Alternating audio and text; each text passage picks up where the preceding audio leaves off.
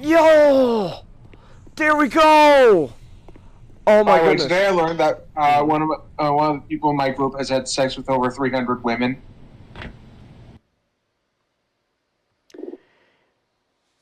You want to repeat what you just said?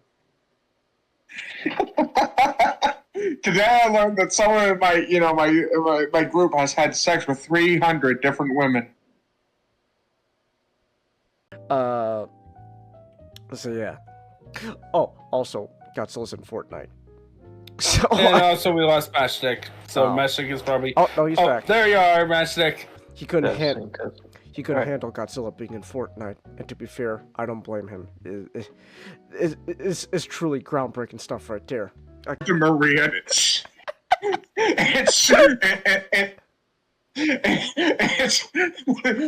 just oh man, I can't bear myself to finish that sentence. It's so dark. Not gonna lie. I mean, she's destined to die anyway, so. Okay, then fine. She does it too hard. He accidentally snapped her neck. Oh my gosh. Oh, see. Oh, okay. I see how. No. Listen. I didn't say you don't have to say it. I'm still gonna react to it. Okay. All right, here we go.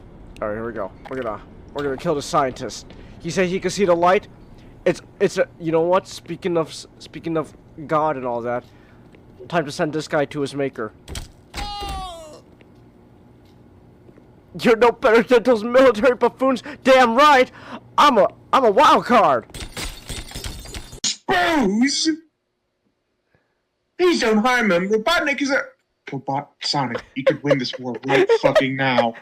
You can win this war right fucking now. I love Tails' expression. That was bullshit. I was literally point blank, and I was missing with a shotgun. Fuck you. Oh.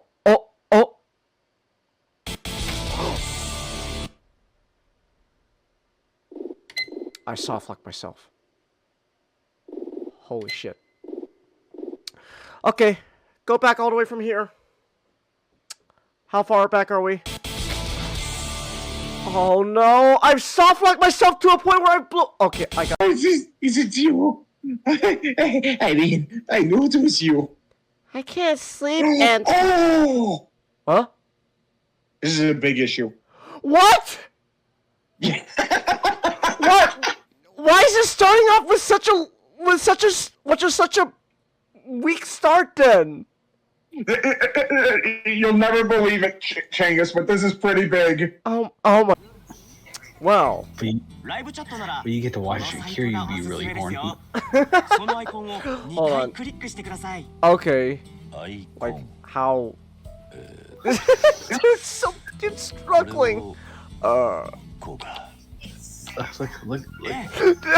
Bro's using his index fingers to type. This precious man. He's trying his best. Crimson Lantern. Okay, what the shit? What the shit? What the shit? Oh no! Oh no! Oh no! Oh no! Oh no! Where's our bird? Where's our bird? What?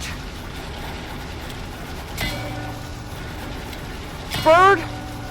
Hurry up! Oh, okay. Edge. Nowhere else to go but down. Good riddance. Wait till next time, Mr. Hedgehog. I'll be the one with the surprises. You're not quite my.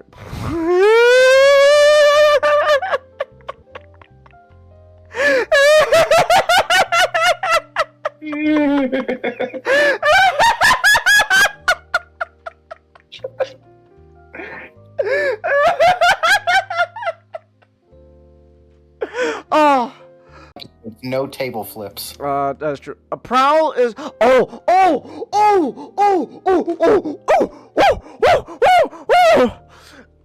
I remember. Woo! It's Planet of the Apes time. Woo! I hate this episode. Because Nick, Time for another MacGuffin! Yay! And guess what, Nick? It's another powerful magical artifact from Cybertron that could bring. Hey, I was watching that. Don't worry, it'll be on next Christmas. Who knows when that'll be? What was that noise? Kurata-san, what are those noises? なんともっと見せてって打ってみてくださいもっと見せてワンダフォーこれは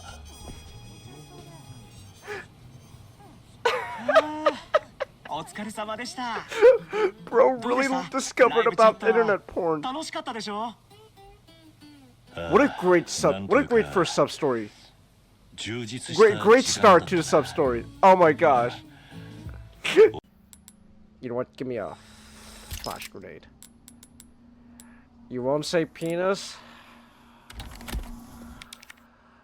Okay, this is against my better judgment. This is against my better judgment. Alright. What do you want to say, Nick? Or what do you want to say, Nick? Chase. What? I had the idea that Optimus tucks Roller into bed.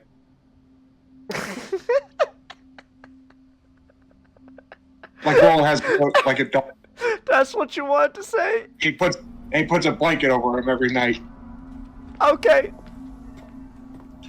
That's so important? Yes. Okay. Oh my gosh, who? Oh my gosh, it's you, the fucking. Okay. Ooh, oh, you bastard! Oh, you don't stop spitting at me, you bitch! There we go. Fuck. Oh my gosh. Another one. Stop spitting acid at me! Another one. Another one. There we go. Oh my gosh, stop spitting acid at me. I'm trying to talk about AI. Goodness gra- oh, there's a fucking head crab.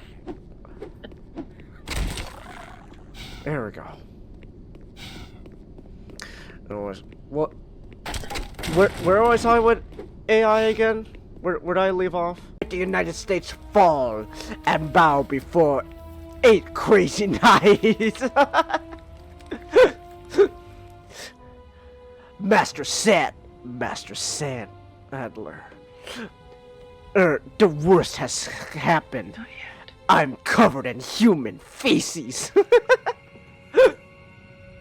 Whose blood are you here for this time? Like I was saying, as long as I follow one simple rule, don't stop.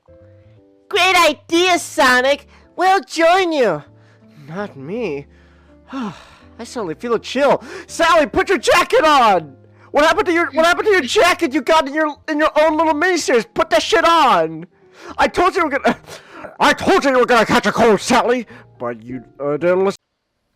He's gonna go right in there, James. He's gonna commit a crime for his Wait, are we child napping? Yes. Oh, I thought we were not. Kiryu was not going to jail.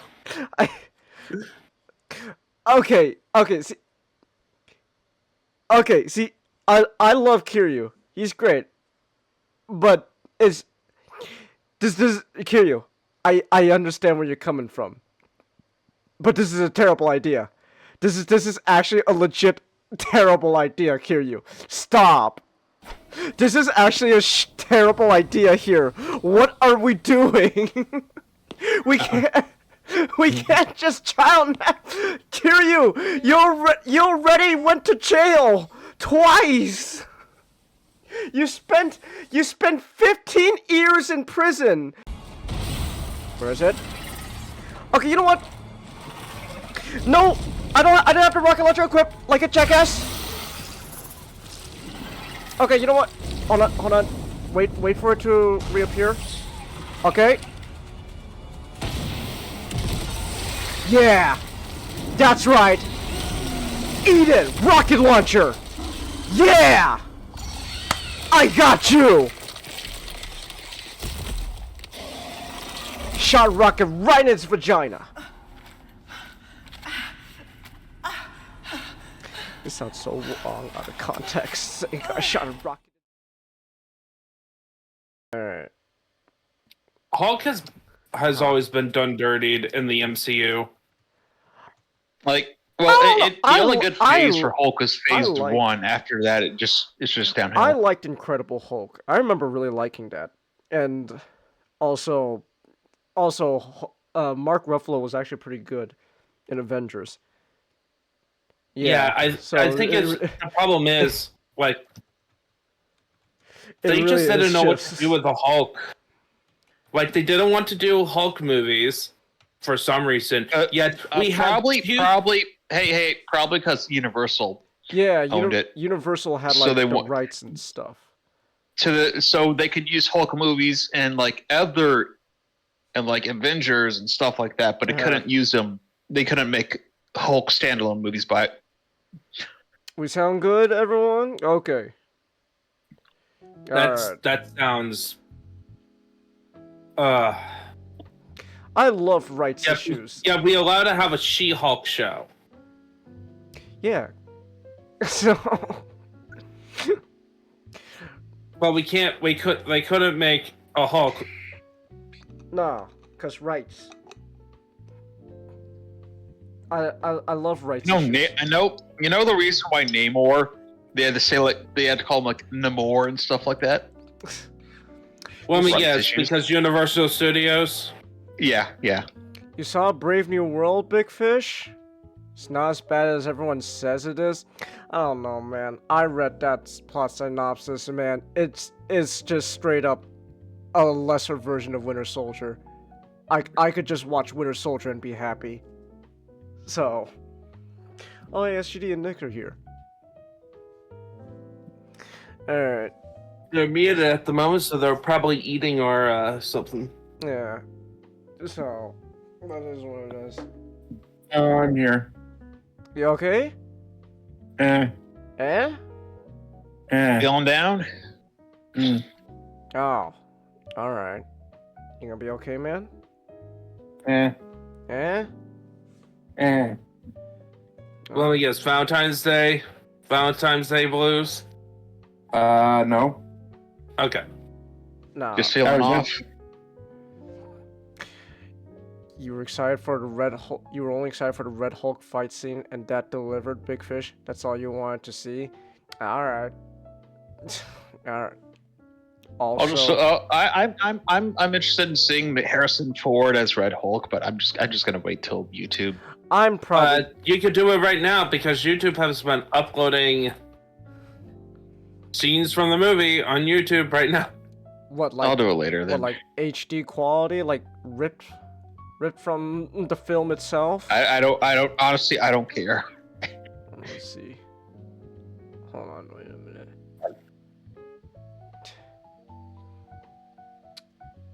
Unless it's like cam rip stuff. Yeah. Oh no! Wait. No, that's just a trailer. Oh wait. Yeah, that's just a cam rip. Of that's just cam rip. Harrison Ford. Okay, I don't know if that really is that much screen. That this video is just that much screen time. He's got like less than 3 minutes of Red Hulk. Yeah, I heard he's in it for like 5 minutes. Less than 5 minutes from what I'm seeing. So Oh, I don't know, man. Yeah, that doesn't sound like I'm gonna spend $20 I don't know. to watch. You're partial to that movie. imagine if they got. I know Sam Elliott played him in like the Ang Lee movie. Imagine if they got Sam Elliott to be Red Hulk in this. Is he still alive? Yeah, I think he Sam is. Elliott? Yeah, I mean, yeah, he's still around. 80. Yeah, he's been doing commercial. I know he's been doing commercials, mostly because I watch those commercials during Bears games. It's you know what's funny? His wife's surname is Ross. That is funny, actually. That is actually really funny. But yeah, Sam Alien's still around. You're surprised SGD isn't telling me that. Oh, I misspelled Digimon. I just noticed. I was admittedly kind of time crunched for getting everything prepared. Yeah, he did. He got like the wrong. Look, he put in the wrong Ninja Gaiden Black. I had to do all this. I was a bit of a time crunch. I had to make dinner at the same time, all while watching a movie on my phone. So, yeah. Which, by the way, finished watching. Finished watching Better Man. We'll get to it when we get to it. Great film, I must say. Legit great film. As Better Man's once again just telling me. If not the last one thinks it's a good movie, then yeah, it's a good movie. So. So yeah. Also, speaking of movies, I will get to the paid reviews soon. I just didn't have time to do it this week. Kind of got a little preoccupied and kind of forgot some stuff. Next week for sure, I gotta have at least one of the paid reviews ready to go by next week for the podcast. So yeah. Is Better Man Planet of the Apes same monkey in the poster? No, Chelsea. Robbie Williams is not Caesar from Planet of the Apes. But to be fair, I don't blame you. Is it the same studio that did it? Actually, let me see. Is it? I never looked this up. Is it the same CG studio who did Planet of the Apes? Let's see here. Hold on. Ninjato. What? Streaming backroom. Just I'm about to post it. Okay, here we go. Okay. VFX was provided by Weta FX. They sound familiar. Oh yeah, they did some of the Lord of the Rings stuff and Planet of the Apes. Oh, That is 2005 King Kong. Okay, so they have experience. Mr. King. They hit the second tower. Oh wait, yes, it is the same studio who did the Planet of the Apes trilogy, and the new Planet of the Apes, latest Planet of the Apes is a different CG studio, but original, well, I say original, like the original reboot Planet of the Apes trilogy is the same studio. So yeah, that's why Robbie Williams' monkey here is looks very similar to the Planet of the Apes movies. It's the same studio, so. Movies now forever linked with you because it was the same night you had a fun time with significant other. Did you what? Did you? Yes. Did you have sex? Yes. After watching Captain America? Yes, Chang. Yes, that's what he meant. Why Captain America You didn't though? have to say it.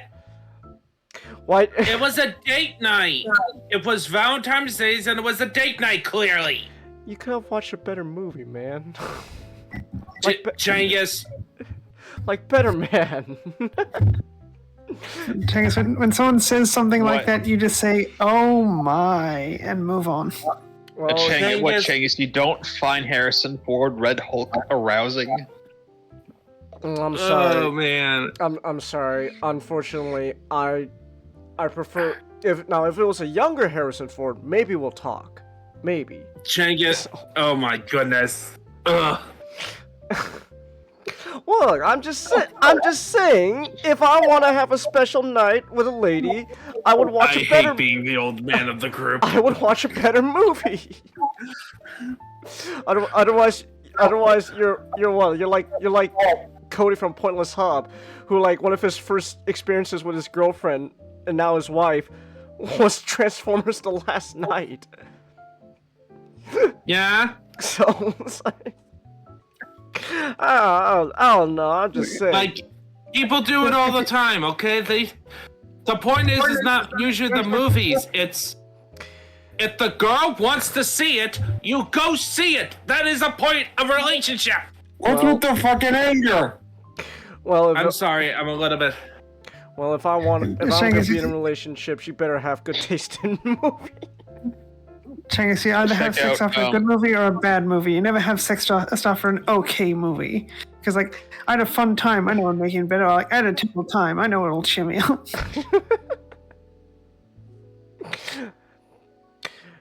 You should check out Shimmy Backroom Chengis. That's funny. Pick up the tablets, man. They hit the towers. They hit the Babylon towers. Well, no, it's not Babylon. It's the Babel Tower. They hit the Babel towers. Mr. Kings, they hit the other one. Pick up the tablets, man. It doesn't matter what slap. Fuck. That's funny. You'll ask Ray to go see Phoenix Joker, and he watch it with you. Wait, was it the first Joker? Which in that case, okay. If it's the second Joker, Ray, come on, buddy.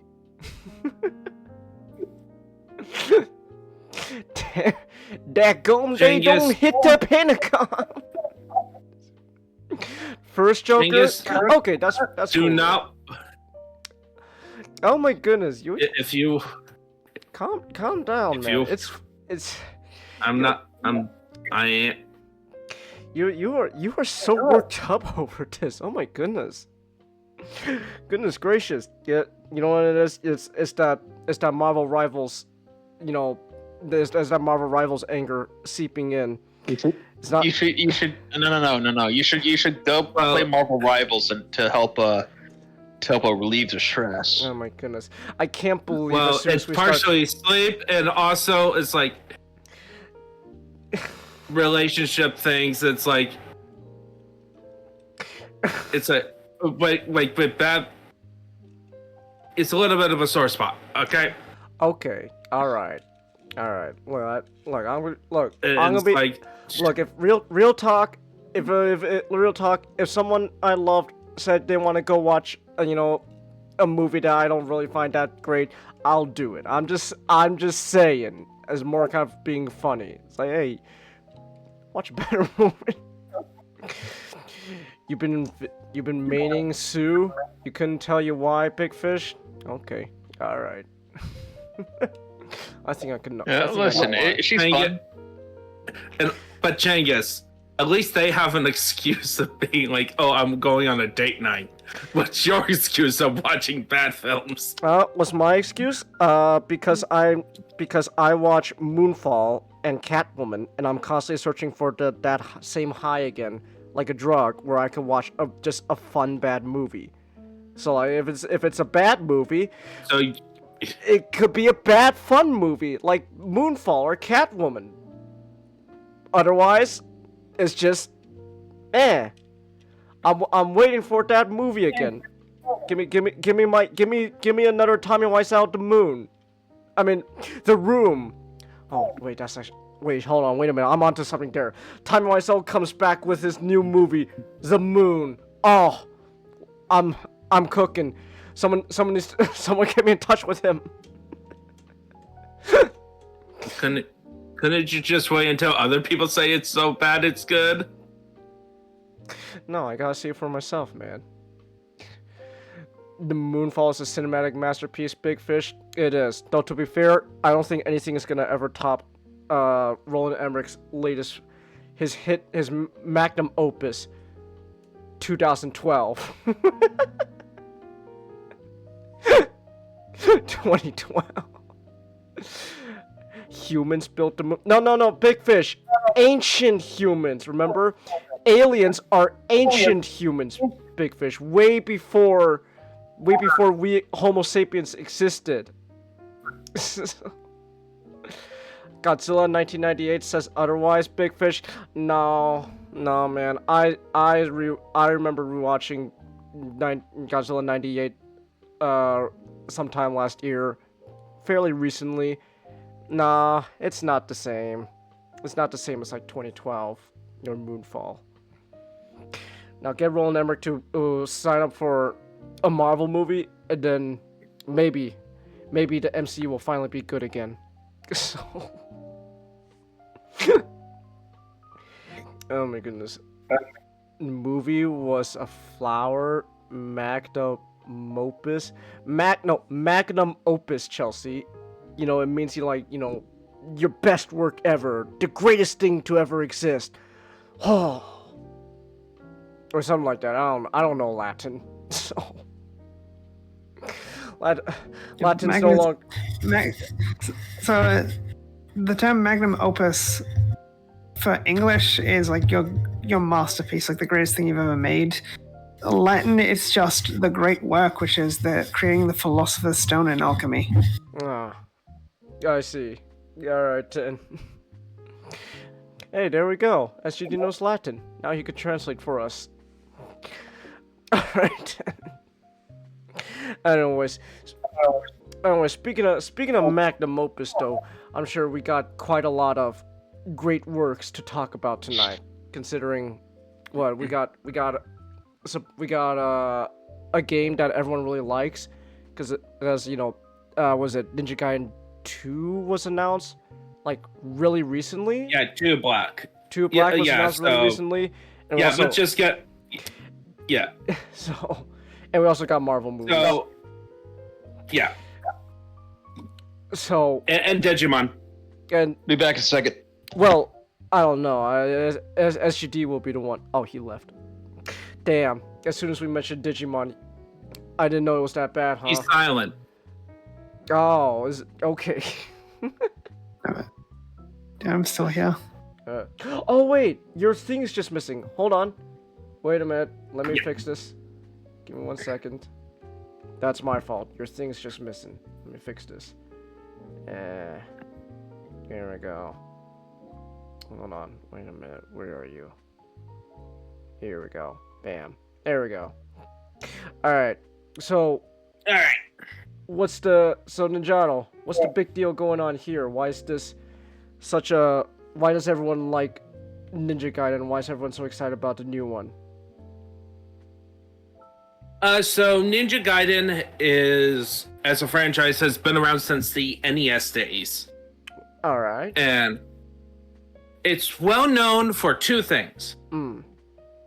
One, introduced the idea of... for an NES title, it has the most cutscenes. It actually has like a story element to the original NES games. Ooh, okay. Like, so you know how NES games, they you play the game, like at most you get a cutscene at the beginning, but then rest is just... Yeah. And this one, they managed to put in actual cutscenes. Oh, okay. In there, so they add a bit more in the story. So in terms of like storytelling in video games, you kind of have to talk about this, like, because other than like JRPGs, like RPGs, this is one of those games that kind of set up the building blocks of the modern game, where you have like story and cutscenes that is told through cutscenes, and you have characters and stuff. Like, even though it's like NES, it's like still limited. It's not like complex, right? Okay. So, and then the other one is how brutally hard it was. Oh. The game's like from soft hard. The final boss, if you fail to kill the final boss after a gauntlet of enemies, you get sent back to level 5. Wow. You get sent back to 2 levels. Okay. And that levels and those 2 levels infamously have an area where it involves birds. Bird enemies. Okay. That for an NES game is quite hard. And so, yeah, that. And then this one, let me just... Ninja Gaiden Black. I just want to get the names right, because... Alright.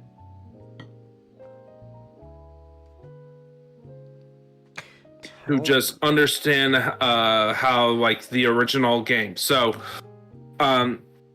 in the late 90s, they were considering, they were working on a new game.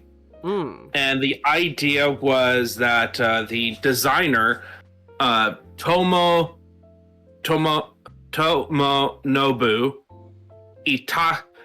Itagaki, Itagaki. Horrible Japanese pronunciation tonight. He wanted is he the creator of Ninja Gaiden? I just want to double check. Works. No, he started in the 90s, so he was getting he wanted to reboot Ninja Gaiden. All right. And Itagaki was well known for the Dead or Alive series. A series of fighting games where, as we talked about last night, a lot of his appeal was bouncing boobs and okay. Girls. Let's go, jiggle physics. Yeah, pretty much. Okay. And this is Team Ninja, who actually hire those types of doujins artists. I see. All right. Like, they even got in trouble for apparently hiring basically Playboy art. Like it's called like Gyaru stars. Like, apparently they're in like Yakuza, like this. Oh. In one of the mini games. Okay. Like the Playboy. Oh. Huh.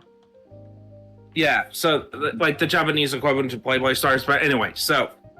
Alright. So he wanted to make a new entry that is a step forward in the series. So they originally was like gonna set up for the Dreamcast. I'm assuming that didn't work out. That didn't work out because the Dreamcast was a failure.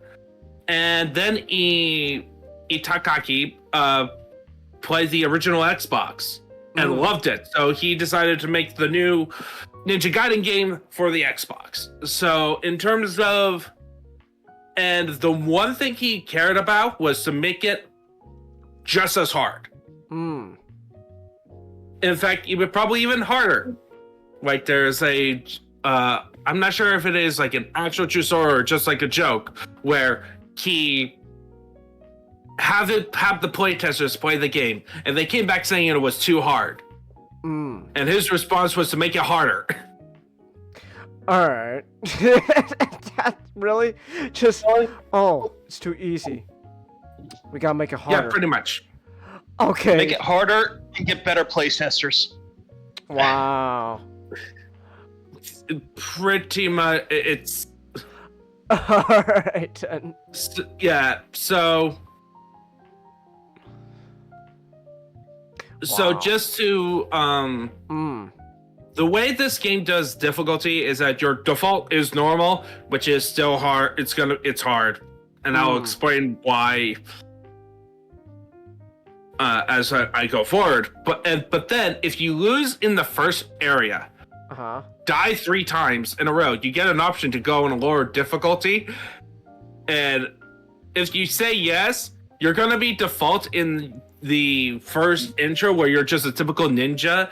And they have like a Dead or Alive character named Ayane, which was that pink-haired girl from last night. Right. You said it's better than Rachel. She mocks you. She continually taunts you. I thought you were a ninja master. In her little notes that you get throughout the level. So you're not, it's like, you're a wimp. You're a wimp. Alright. Pretty much. Yeah. So, what is the story? It's very simple. While Ryu was out training on a distant ninja monastery, his village gets attacked because they have this thing called the Dragon Sword. And basically an evil blade. That needs fully powered because of for evilness. Evil. And it gets taken by the Visgorian Empire, which is in a Middle Eastern country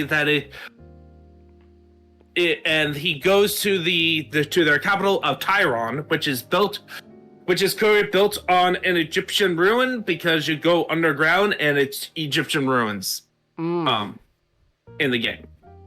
Okay. And essentially, the whole story is Ryu just goes there for revenge and also to get the dragon sword. And then he goes there, meets a demon hunter girl named Rachel, who is there to kill her sister named Alma, who's been corrupted by the guy who took out Ryu's village named Doke. Like, they say Doku, but it's with 2 O's, so it's technically Dooku? Doku.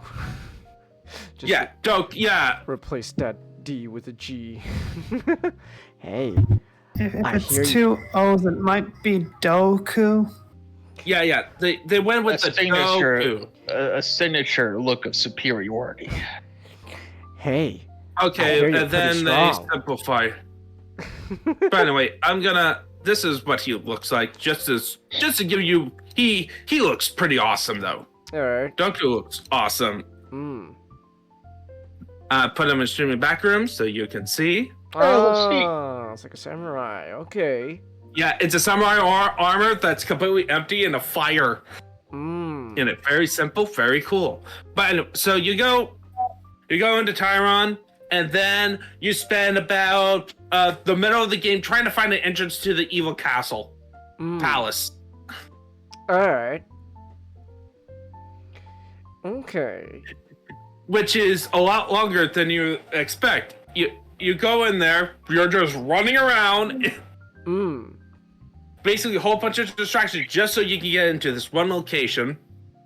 And meanwhile, Rachel gets kidnapped, proving that she is completely useless. We'll get to that. Okay. You You mentioned Rachel. Yeah, I am gonna continue to bash Rachel because oh boy, You really don't like her. Yeah. Because it's okay, but just get into it. Rachel is an awful character.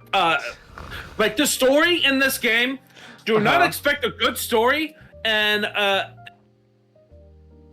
it has slightly more story than a Souls-like game, like FromSoft Souls-like game.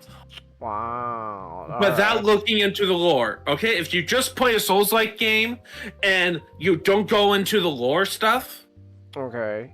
this game only has slightly more story, but is also doesn't have a lot of good environmental storytelling to fill in the gaps. Okay. Yeah, it expects some moments to hit hard.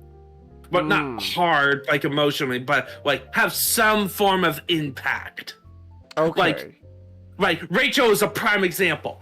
Her introduction is her finishing off a demon with a big axe. She has like a big, it's called a hammer, but it's an axe.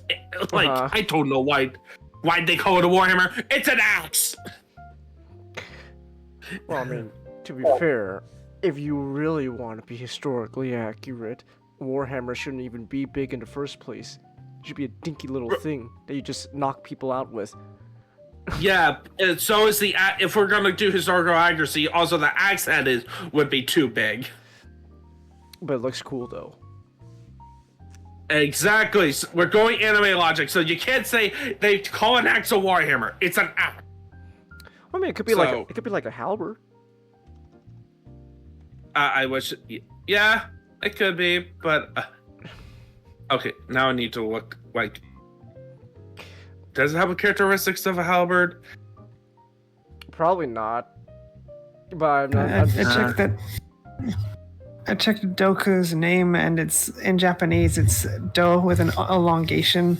All right. Yeah. Yeah. Doku.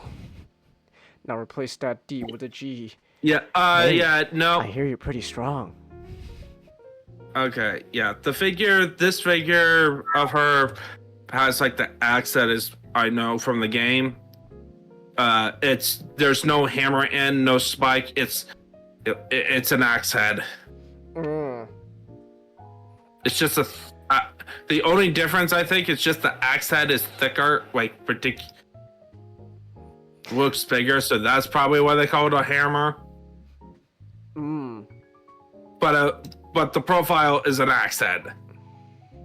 But anyway, but what about her character? So I want to compare her to Trish in the first Devil May Cry game. So like the one that starts all the character action games. Okay. She is also, a blonde, like, do you know what Trish looks like? Just to give you a reference. I have like, not there's played, more than one. I have not played any DMC game. Let me see. So this is what she looks like. This is from PS1, PlayStation 2. I was gonna. Oh, okay. Yeah, so you got the general thing, like, similar thing. Like, she's fights demons later on in the series. Also wears black. Also is a blonde. Yeah.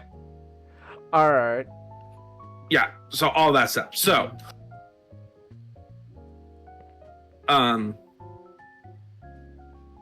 the thing is that she has more character in the first Devil May Cry. So Dante is on the island that the game first game takes place in because Trish hires him to take out Big Demon Lord, right? But then it's revealed that she's actually a servant of the bad guy and tries to kill Dante. Dante saves her despite defeating her, saves her life. All right. And then she is also was sacrificed for a purpose to make the bad guy stronger, like Rachel. And then Dante does his famous "I feel your dark soul with the eye" to resurrect her. Okay. And then they become partners. Trish has more adjacency and does more to the story. Like, the story would be drastically different if Trish is removed from the game. Rachel does not have that benefit. Oh, okay. The only thing to make her, quote unquote, important to the story is that she is used to give her hammer to Ryu, and also her to give some sympathetic backstory to Alma, and to also try to sacrifice Alma to make her stronger, so that Alma can sacrifice herself to save her. All right. And then dies anyway. And then also to be sort of the love interest, which is a problem because they made the modern Ninja Gaiden games. So Ninja Gaiden Black, or like Ninja Gaiden 1, 2004, Ninja Gaiden 2, 2009 or 8, and then Ninja Gaiden 3, Razor's Edge. They make those games prequels to the NES games. Which means he can't get in unless the girls are revealed to be Irene Liu. He can't be with those girls for very long. Because in the NES games, the first game, he officially basically that's when their relationship gets cemented. And she is the main girl for the rest of that trilogy. Okay. So her role of love interest is not really strong, and it doesn't help that Ryu is the archetypical serious ninja dude. All right. Which means he is cool, but in terms of like character, personality, and arcs that you kind of want with like a main character, he's like Dante from the first couple Devil May Cry games, where they're trying to emphasize that he's cool rather than having a character arc. Okay. And then it doesn't help that it was clearly written is that the story was written for excuse for the gameplay. Okay. Rather than to make they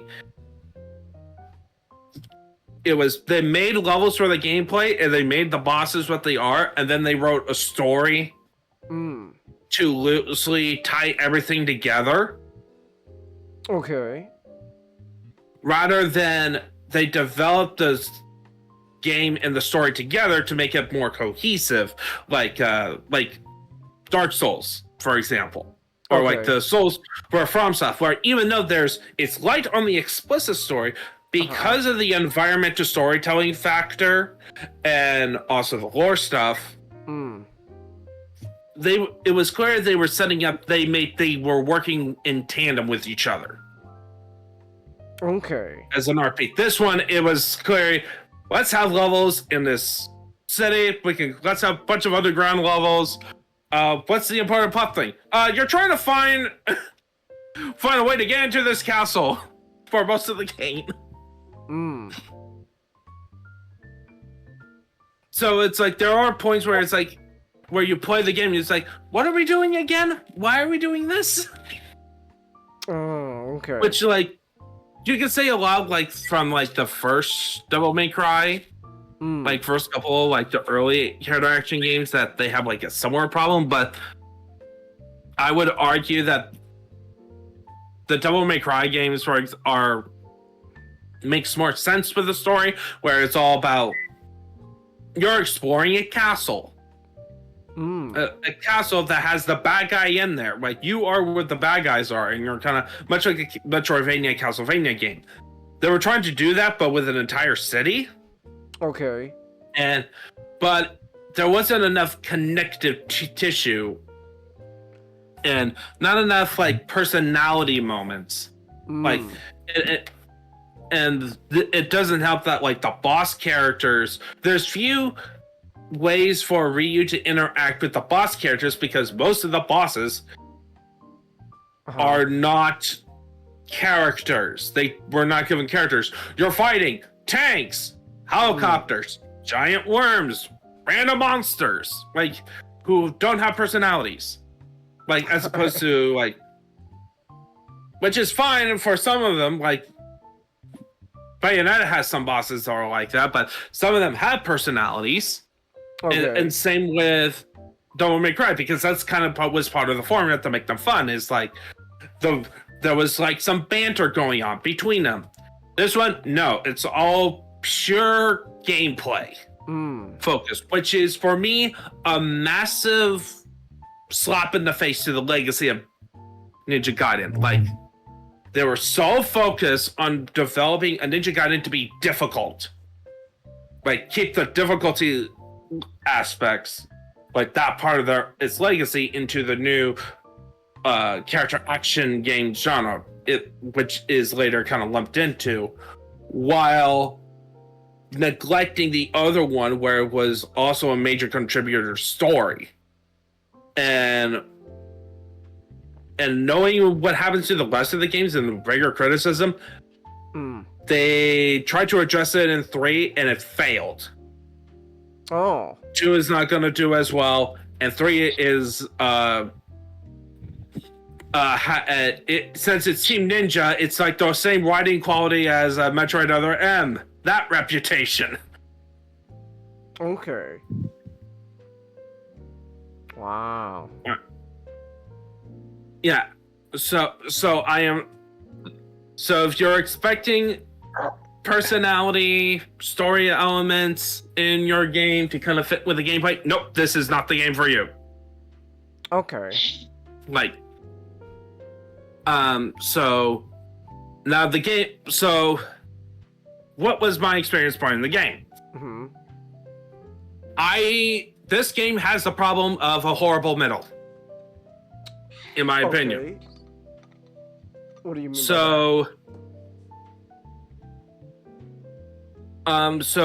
to explain, I kind of want to. The core combat is the best part of the game. The combat mechanics. Okay. And how it works when you're fighting in groups specifically. That's the preface. You have to fight in groups, and the arena can't be too big. Okay. Because the game is always challenging. Like, no matter, even when you're just dealing with a bunch of mooks, the only way they are easier is because you are so used to fighting them and you're skilled enough. Like, you get good in dealing with them. Okay. And you learn some techniques, like the flying swallow, and like some combos, like the famous Uzuna drops where Ryu launches the guy in the air, does some combos, and then grapples and pile drives them down onto the earth. Hmm.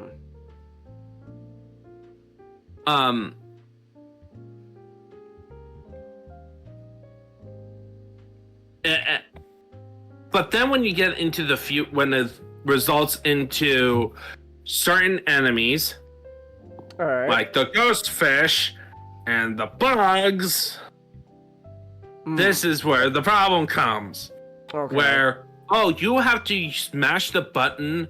You have to make sure you have to pick out your specific weapon, which are the weapon that counters these things is nunchucks, commas. Hmm. So yes, this is the only case where nunchucks are useful, but when they're okay. commas, Okay. All right. So they're not even pure nunchucks. They are in the game, but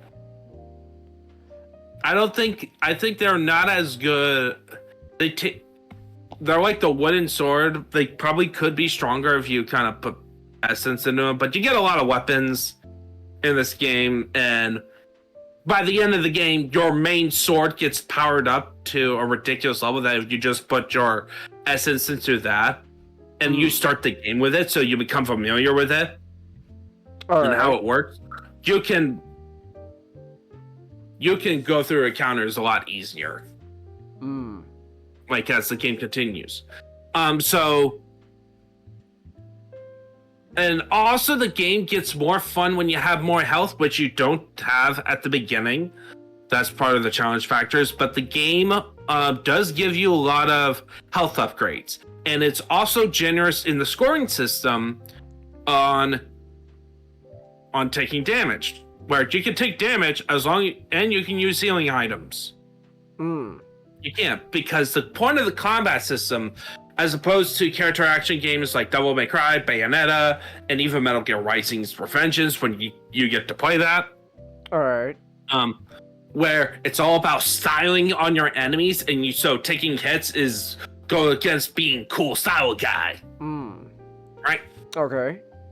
This game is all about killing the enemies as fast as possible. You get your most bonuses if you manage to kill enemies fast. Okay. So it's not where you could have like some moves that are stylish. If it's not effective of killing enemies quicker, all right, you can get swarmed very easily and get killed. And B, not be highly efficient. Okay.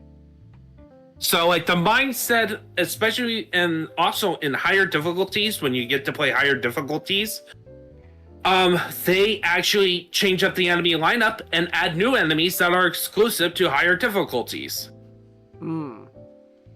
So it encourages further the mentality of be efficient. So there's like an objectively best weapon to use in these specific situations. It's all about, and then also how you use the game mechanics to exploit them, because the game will constantly basically cheat. Okay. Because that's how, remember, this game is hard. When I say hard, it's hard. Dark Souls, like if you play, you'll be easier if you play a game of Souls-like called Nia, which is by Team Ninja. If you're good with that game, you're gonna have an easier time. With Ninja Gaiden. All right. Not with, I don't think with the other Dark Souls games. Okay. The other Souls-likes, because the encouragements are not as forgiving. Like there's aspects in those games that is a lot more forgiving, and especially when it comes to the bosses, because some bosses you have to learn the pattern and know the exact timing of when you can hit. Otherwise, you're not going to be able to hit, and especially by the middle, they can get very frustrating. Okay. The middle part of the game. So when I talk about why the middle part sucks, is that one, not a lot of pop progression. Okay. that you want to, like meaningful plot progression. So you're not getting that element. The levels are long, with long intervals in between them from save point to save point, and also potentially from a shop to a shop, which is used to upgrade your weapons and get health items. All right. And so they are long marathon sections. So it's like just endure. Yeah, it's like an endurance run. And then a lot of them also have puzzles, which also tends to damage you if you fail them. Or you fail this platforming challenge if you're not very precise. Oh, okay. And why do you think it's wrong with the precise? The general platforming controls, when it's outside of combat, this is where the game's mechanics can get screwy. Is this a case of where the game is clearly not strong suit, is not platforming, and they make you do platforming? Yep. Okay, that's always fun. Precise movement, and the camera angle is like which was much like in the first Devil May Cry, where it's like sort of fixed camera angles, except this one you can like hit the trigger and it turns the camera back behind you type deal. Okay. But it doesn't do well at judging distances on platforming. And sometimes when you're just running on the edge, you accidentally... Well, sometimes when you go on the edge, Ryu stops. Other times you walk over and you fall on the ground. Okay. I see. And also the jumps are very set, and it's just... Can get fresh. Like, the concept of the platforming is cool because it's very free-flowing. You can wall run on walls, and if you time it right with like certain ways they design it, that you could climb up, you can go from one level to another level in a cool way to make you, to emphasize that ninja feel. Ooh. Whoa. Oh, like cool ninja. And also with some combat encounters, I haven't been able to do it as much, but other people, you can use wall running and use the environment to your advantage by like running on the walls and striking from that. Okay. To do massive damage on that. And so like there's some cool parts, but you have that, and then you have like areas where you have to use your bow, which is it has Zelda aiming from the N64 era, aka no crosshairs. Oh, so you just gotta eyeball it. And you gotta eyeball it. And if you get hit by an enemy, which is you probably have to do because some enemies can only be hit by bows, like I don't know, a guy on a machine gun turret. All right. You get knocked out of the bow. Okay. So you have to line up your shot very quickly in like milliseconds. Ah, I see. So you better be really good at eyeballing that shot then. Yep, and which is why, and by the way, you have boss fights that requires using those bows, and that sounds those fun. are the tanks and the helicopter. That sounds fun. Which is also part of an endurance run. Alright. And then there's like one annoying segment after the helicopter where you have to take out this tower by shooting down the lights, but the game doesn't tell you. Also, this game really loves the idea of not telling the player. Oh, okay. Aaron Wait, Hansen will be happy then. Yeah. If there are some things that I feel like you need tutorials or to explain what needs to be done, like that set where the segment where you shoot down, you have to shoot down the lights to basically destroy the tower in a military base level. Right. They don't explain that, and they don't explain that that the enemies are just gonna instantly respawn and they have rocket launchers that are all firing at you. Okay. So lovely. Yeah, that sounds like a fun time. Yeah, so yeah, bosses that require using that to progress. Well, sounds like the guy achieved what he wanted to. When he said he wanted to make the game Oh harder, yeah, he achieved it.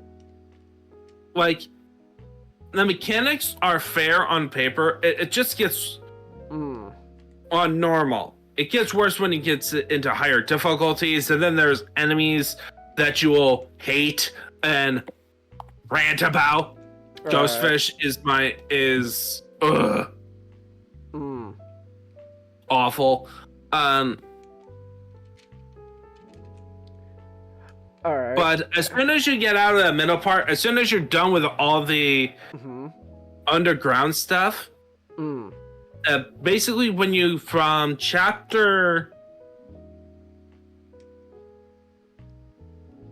Uh-huh.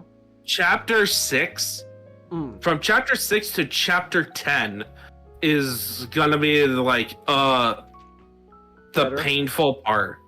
Ah. No, that's the pain. That's the painful. pain But segment. then afterwards it gets better.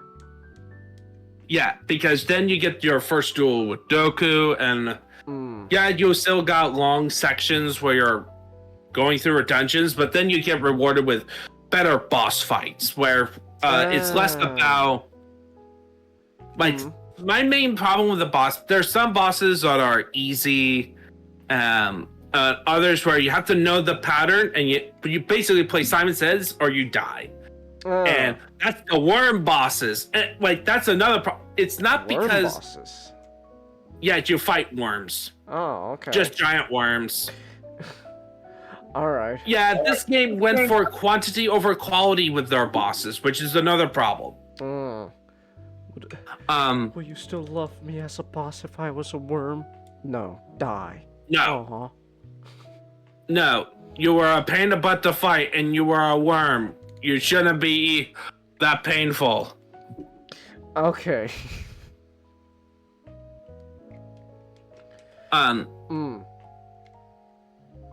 Yes. I'm just but like you get to fight Doku. Doku's armored fight is fun. You fight his ghost form, which that level introduced the ghost fish, so another thing. And also on the final level, you do have to do, in order to restock, you do face a final gauntlet on a tower. Let's go. More gauntlets. Yep, and including the ghost fish, my hated enemy, because what they do. So the reason I hate them, I think they're the worst, is that they take controls out of your hands. Okay. What do you mean by that? If you can't take them out, they all go swarm at you, and as soon as one hits, everyone will hit and grab on you. And basically, the grabs are the games. It takes inconsistent lengths of animation about the amount of time they can take you out. So you can go from full health to no health pretty quickly. Okay. Just because you make one mistake. And it's inconsistent on that. How dare you not? And the way to deal with them, is you either use a lot of Nimpo, which is like where screen clearing abilities. And by the way, you have to face multiple waves of these things. It's not like you take out one wave and you're done. You face 3 waves at least. Alright. Per area. Okay. And so so you face multiple fours in a gauntlet in the tower in the final section. Where you have potential for some enemies to drag you down the previous level, and you have to go back up and deal with the ghost fish again because they always respawn. Alright, let's go. But another thing is that there's no shop in that tower. So if like you go before the final area, aka face the final bosses. Okay. On the final door, where you face like 3 bosses in a row. Oh, in a row. Okay. Boss rush. Where you face, a boss rush. It's like the finale part. Alright. So in order to do that, you have to go back down the tower. Oh, backtracking? Okay, that sounds great. You have to backtrack through the tower. There is a save point on top and the bottom, and at the beginning of the final chapter. Okay. So you have to go back down, save at the final chapter, so you then go back to town, dealing with a whole bunch of goldfish on the entrance to where the city is. Oh, okay. Deal with a bunch of enemies. Deal with enemies that lives in the tower, so that you can go to the shop and spend all your money, and then come back all the way back. That potentially adds like 10 minutes on a good day. Okay. You'll most likely restart because you may, on the return trip, the ghost fish kind of takes away one of your resources that you want to keep, because the ghost fish are inconsistent and annoying, and I want them to all die. All right. Well, now we know where all this pent up rage is coming from. It's these ghost fish. Having to remind me of this. All right. Oh boy. Almost as mad as me when I was watching Mufasa. Oh, yeah. Well, at least as opposed to you with Mufasa, I actually do like this game. Oh, okay. That's the thing. Alright. I despite my ranting, the core gameplay is good. Mm. And I did enjoy my experience with the beginning and the end part in general. It's just that in between the section. Middle drags you down, and then there's just the problems are so there, and it's like it also doesn't help that it's like one of the questions is that you hear in terms of character action games. What I hear over the years is Ninja Gaiden is like one of the greatest action games. Like it came out on the Xbox and it was given best action game for the Xbox, the original Xbox. Yet people, when I like watch like videos like Josh Scorcher or like this series is rarely brought up. It was it was a very niche series. Okay. And part of me just goes with this one, which some deem is the best of the series. Some it's like this one or two are deemed the best. And I think it, and I will kind of restrain judgment yet, but I will say this is not one of the best action games ever. It's a good action game. But I think the way they did difficulty is actually one of the things that was holding it back. Okay. And especially in the black version that people love. This is generally the most loved version of it. The series have multiple versions, so this was technically a remake, a re-release of the original Ninja Gaiden for the Xbox. It came out in 2003. This came out a year later. And it added new content, which is mostly stuff for higher difficulties. Okay. Along with a couple new weapons, and then when they did the PS3, they made a specific version called Sigma.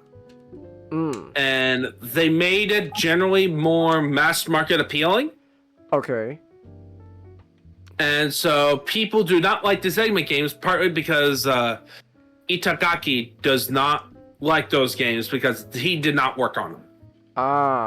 Okay. What they too easy for him? Yes. How dare you make this especially game Sigma easy. 2. You bastards! They're supposed to be mind-enragingly hard. How could you? Yeah, pretty much. Because Sigma 1 added more checkpoints, there's more stuff to make it easier for newcomers to play. And I honestly think and also it's also the one that is quickly available to you on PC with the Ninja Gaiden. Yeah, Ninja Gaiden Masters Collection. You're gonna play the Sigma versions. Okay. Of the first two games. I personally, Master Collection. Yeah, I would personally say that Ninja Gaiden 1. So what the Ninja Gaiden 1 segment is that there's generally some more easy stuff. They did remove some cool music choices, which is some. It's a pretty small size. Yeah, these are like old Xbox. All right, $40. Yeah, but that's 3 games. I will say so. Yes, it's 3 games, but I would say just stick with 2.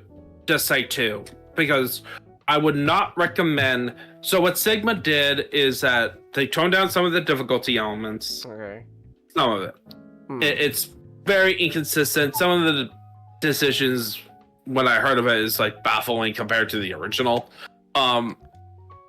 But for newcomers, it's fine. It's good. Okay. Wait, now when you say toned down, like in a bad way?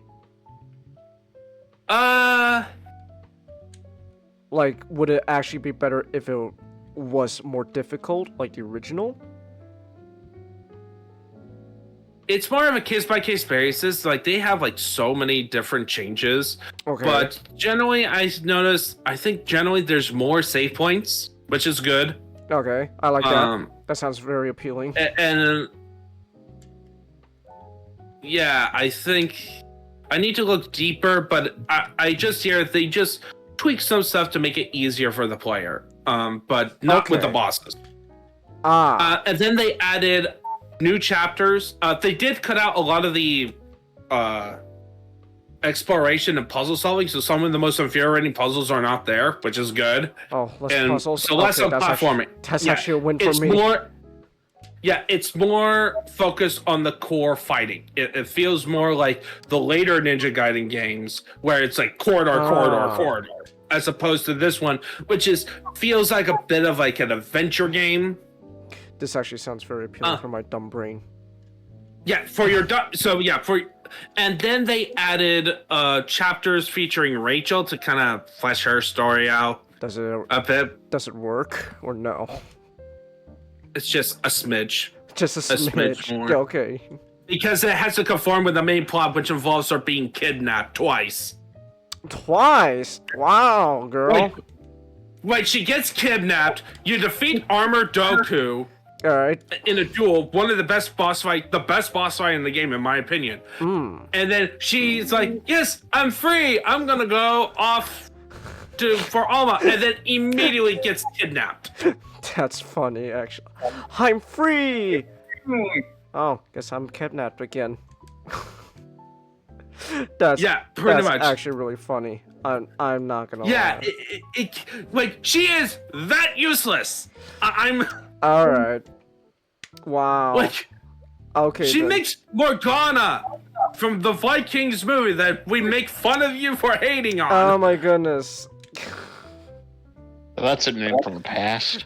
Oh my gosh. She is more competent and more useful than Rachel. Changus Ninjato is never gonna let you live this down. No. Oh yeah.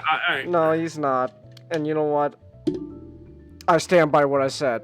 Goodness gracious, she can't even cook. Look, I don't think Rachel can cook either. I'm sorry. No, there's no way if she can't hold herself against Demon, which is her job. All right. Well, at least she got that job for a reason. What did Morgana ever do, huh? She just sit there, waiting for someone to rescue her. Sorry, I think I take more offense to a person where it was clearly right they want to write like a character with agency and coldness factor, and then completely shafted the character for the sake of gameplay and like convenient plot elements. It's like, come on, guys. Come on. Okay. Like, it just annoys me. Like, the character action games, their female characters are usually cool. Well, I guess they decided. You know what? We're gonna be different. Guess what? Our female character. Yeah, because it's Team Ninja. Cool. Team Ninja is honestly, I think Team Ninja, when it comes to female character, they just care more about their designs because they're drawing one-handed. Oh, they don't. No, Team Ninja. That's not very PC of you guys, is it? They are totally anti-PC. Having the audacity to cover it up, it makes their fans hate them. Why do you think people do not like Dead or Alive 6?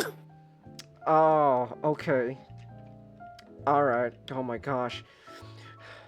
They can't even show their ankle anymore.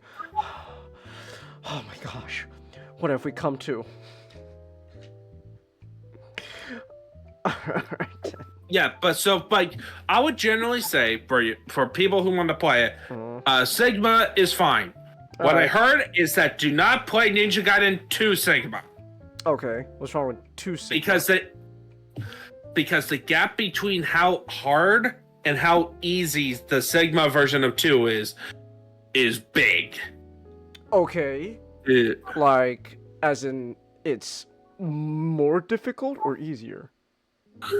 It's way more easier than the original, and also removes. They also PGify it too. Oh, okay. I see. Oh my gosh, PG.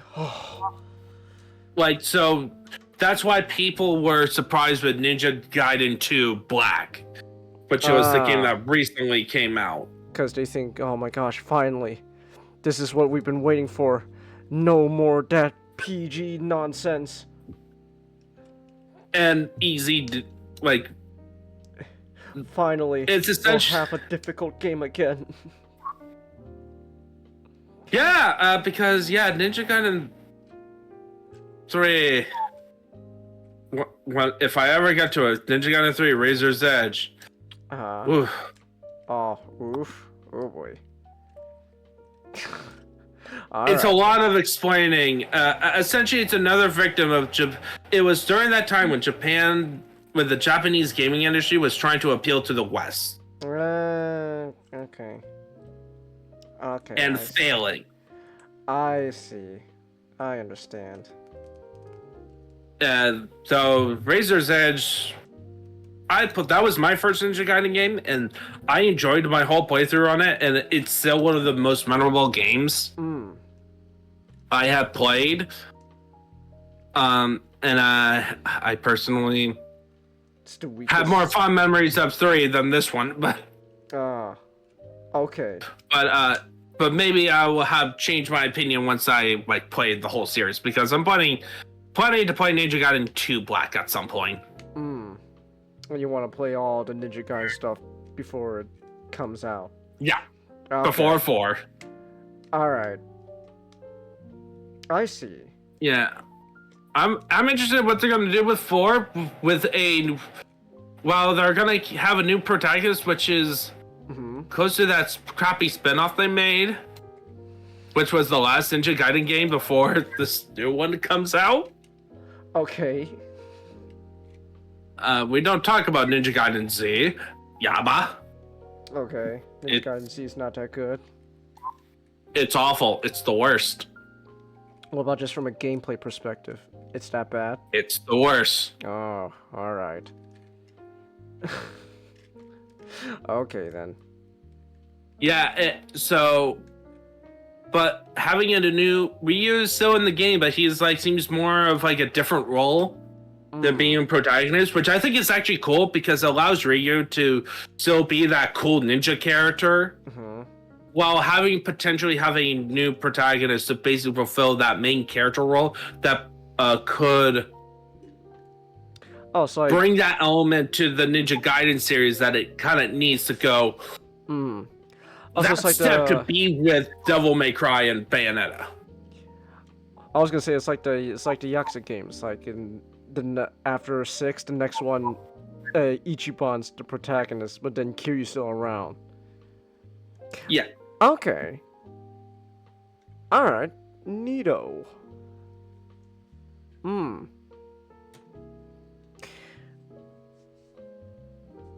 But just play Sigma. I would say Sigma for your first playthrough. Alright. And though I do recommend you doing Black at some point, but that requires you to get an Xbox. Either Xbox One, Xbox Series X.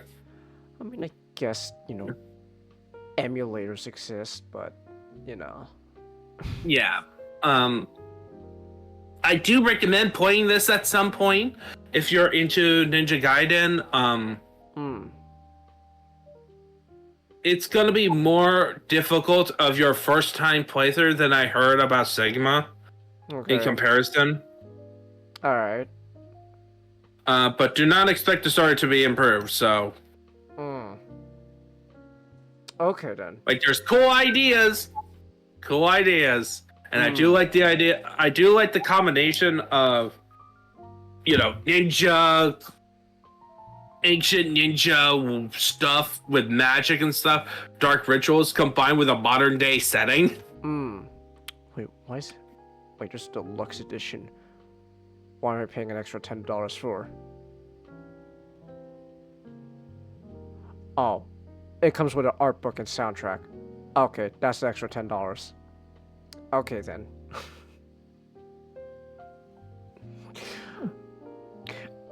All right. I don't need an art book or a soundtrack. Okay, interesting. Yep, and with that, I am gonna go to bed because I want to make up some sleep from last night. You could have gone to sleep earlier, man. No one's stopping you. I wanted there to do the whole thing. All right then. Well, hey, at least you're in my world now, where I don't get much sleep. Let's go. Sleep is for the weak. Sleep deprivation. At least I have a week for the strong. I have a weekend, so. So. All right then. Have a good night. All right, have a good night. And talking about Marvel, Digimon, and Robbie Williams. A monkey. Okay. All right. Have a good night, Ninjago. Have a good night. All right. Nobody knows who the hell Robbie Williams is. That's what the monkey is. I am Iron Man. I am Iron Man.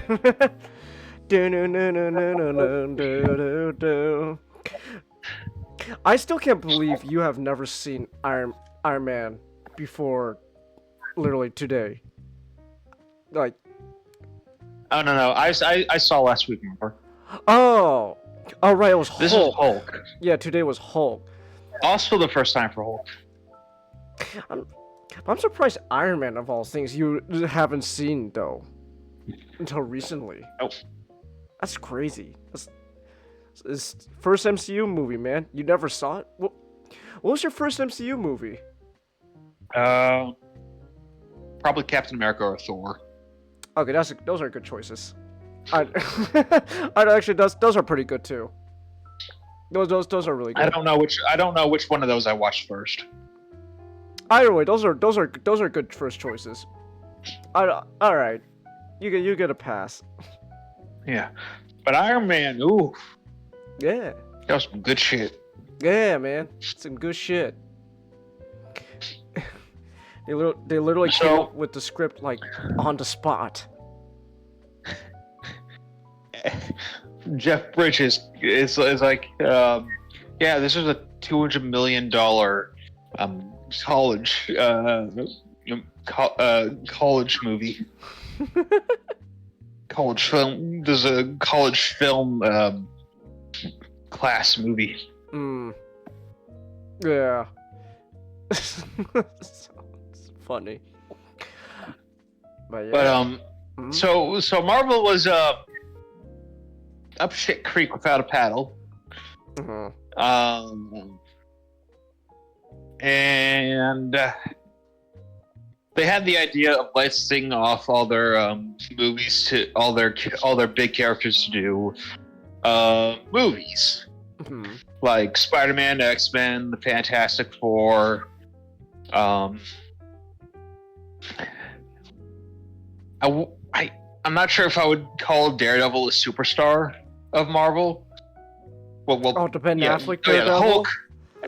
Yeah. Oh, I don't know, man. I have a soft spot for Ben Affleck. Yeah, but I'm like, back in the day, I don't know if Daredevil was like. True. He was an A-lister, but he was like more like A-, like. Oh yeah, Hulk, Spider-Man. Fantastic Four and the X-Men were the big ones. Right. And he sold them all off for movies. That failed, and then on Marvel, I mean they had some successes in there, but for Marvel themselves, it didn't get them back much money. So we decided, fine, I'll do it myself.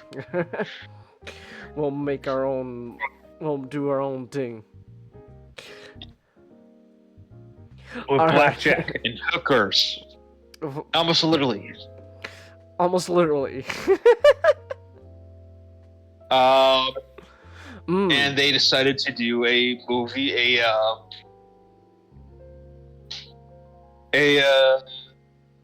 make it big time or die trying movie, because Marvel would have, if this failed, completely collapsed. And it was a success. It was a success. They brought in Jon Favreau, who was known for Elf, and something else that I don't remember the name of. Which I just found out 30 minutes ago that Jon Favreau directed Elf.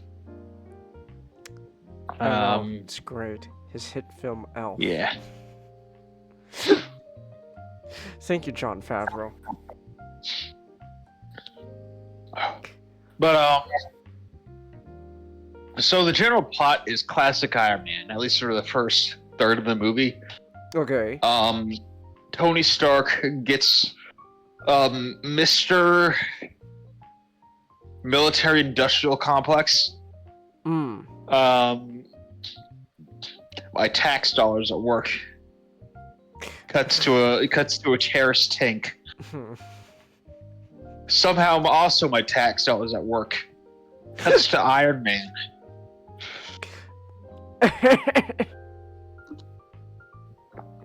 Next to Iron Man.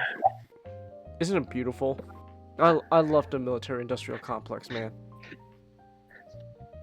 But he gets blown up by before he is Iron Man, he is Irony Man, and he gets blown up by his own weaponry. And the terrorists capture him in a doctor they have kidnapped there. Puts in a electromagnet in his heart to stop it from the shrapnel from reaching to stop the shrapnel from reaching his heart. Yeah. I'm assuming that's not anything at all. That's a movie original idea. Oh, he's drinking. I would like to think not, because having an electromagnet in your heart and your chest is pretty metal. So I choose not to do the research. All right. All right then.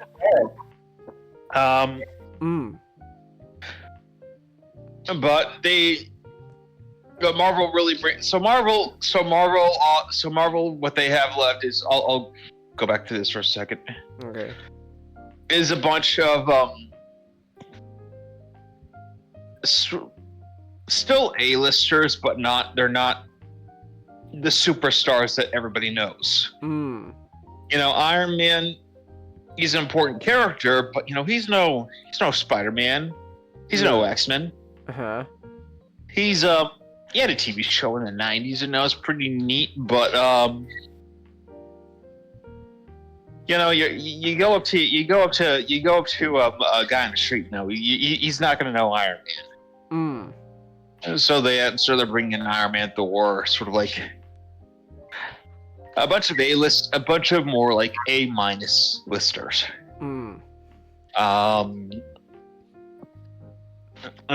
So Iron Man, they do the origin story, gets blown up by his own stuff, trapped in a cave, makes it to Mark 1, his friend dies, and he kills all the terrorists. And then the rest of the movie is basically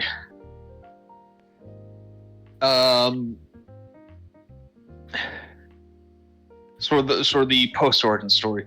And you got Jeff, you got Ironmonger as the villain, which is neat. You know, Iron Man actually has a pretty neat rogues gallery. I remember most of them from Armored Adventures, which I gotta see, and I gotta go see again.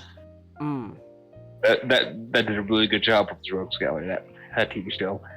Okay. But Ironmonger is Mr. Jeff Bridges, who I, when I was reading the little trivia stuff for the movie, always wanted to shave his head and have a goatee, so this is the perfect opportunity for him. I'm glad he got that. I'm glad he was able to achieve his dream. He was very funny. He was very fun as a role, and he got more menacing as it went on. He was from what he was also a fan of the comics, so that's neat.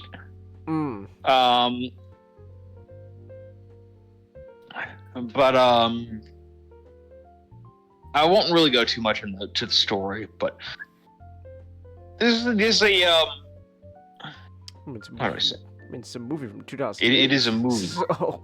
2008.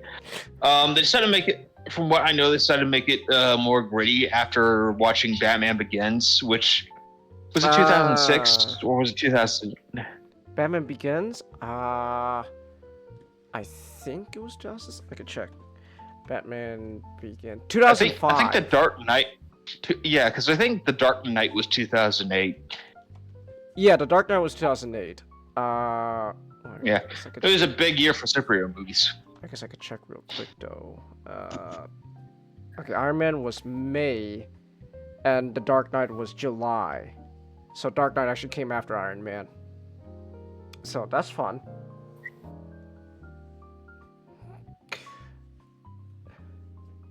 I'm gonna look up when Superman Returns came out. Ah, my thermos cap. 2006. Okay.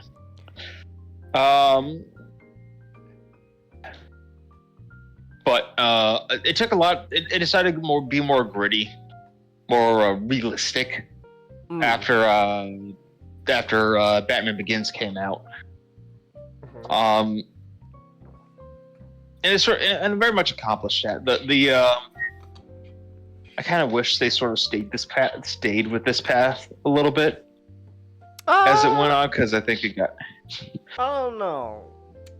I don't know, because like on one hand, right now we're finally in an era where people want to embrace that like comic book silliness, right? Yeah, but I think it's going. But then at the same, well, the problem it goes is too much in the other direction. Well, I think the problem is though they want to be embraced. They claim they want to embrace that comic book silliness, but they still are half-assing it. They don't want to. I think they're just half-assing it, so you get just like this like really, mid-tier movies and all that, and sometimes you get just bottom of the barrel slop. Like. So, because if they lean 100% into like this, grittiness, super realistic grittiness, I think, Infinity War and Endgame would be different movies. I think what I mean to say is I think they should have kept with the grittiness for characters that needed it, like Thor. Oh, I can see that. Love and Thunder sucked. Yeah. Love and Thunder sucked. Yeah, that was terrible. Yeah. But stuff like the Guardians doesn't really need it. Guardians of the Galaxy. Like I don't really need it. I think everything should make sense. In the story, and they also are kind of losing that. It was like they literally is all really just because of Guardians of the Galaxy. Like, Guardians of the Galaxy was a big hit, and everyone thought, oh, that's what we gotta do going forward. And then, you know, without understanding... We're gonna make a million ripoffs, and not many of them are good. Yeah, without understanding why people like Guardians of the Galaxy. So... Yeah. Suicide Squad sucked. Oh. They Um, gotta bring in the guy who I'm thinking- made Guardians of the Galaxy to make a good Suicide I'm Squad. thinking of the I know. That's what I'm saying. yeah, I the just- South Park. Oh, South Park. Yeah. We'll get your own movie, Butters, like Suicide Squad. No, you'll get your own movie, Butters, like Suicide Squad. Yeah, like Suicide Like Squad. Suicide Squad. Suicide Squad sucked. That's great.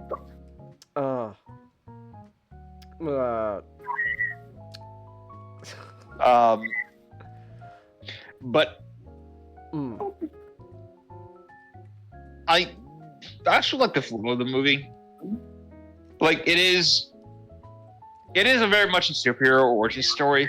So like the first third of it is showing the origin story, and the latter and the rest of it is them finding a supervillain, Mhm. hashing it out with them. Robert Downey Jr. does a great job as Tony Stark. Oh yeah. Man, he's an asshole in this movie. Yeah. Like. Yeah. RJ's a really good actor though. Yeah.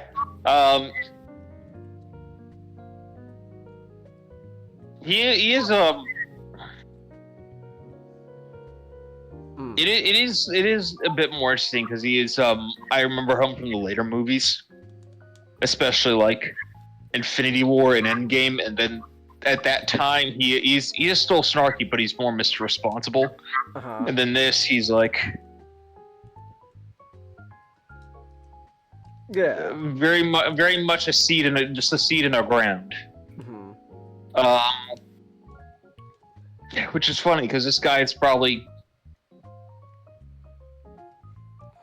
he's probably recovering from being a drug addict. So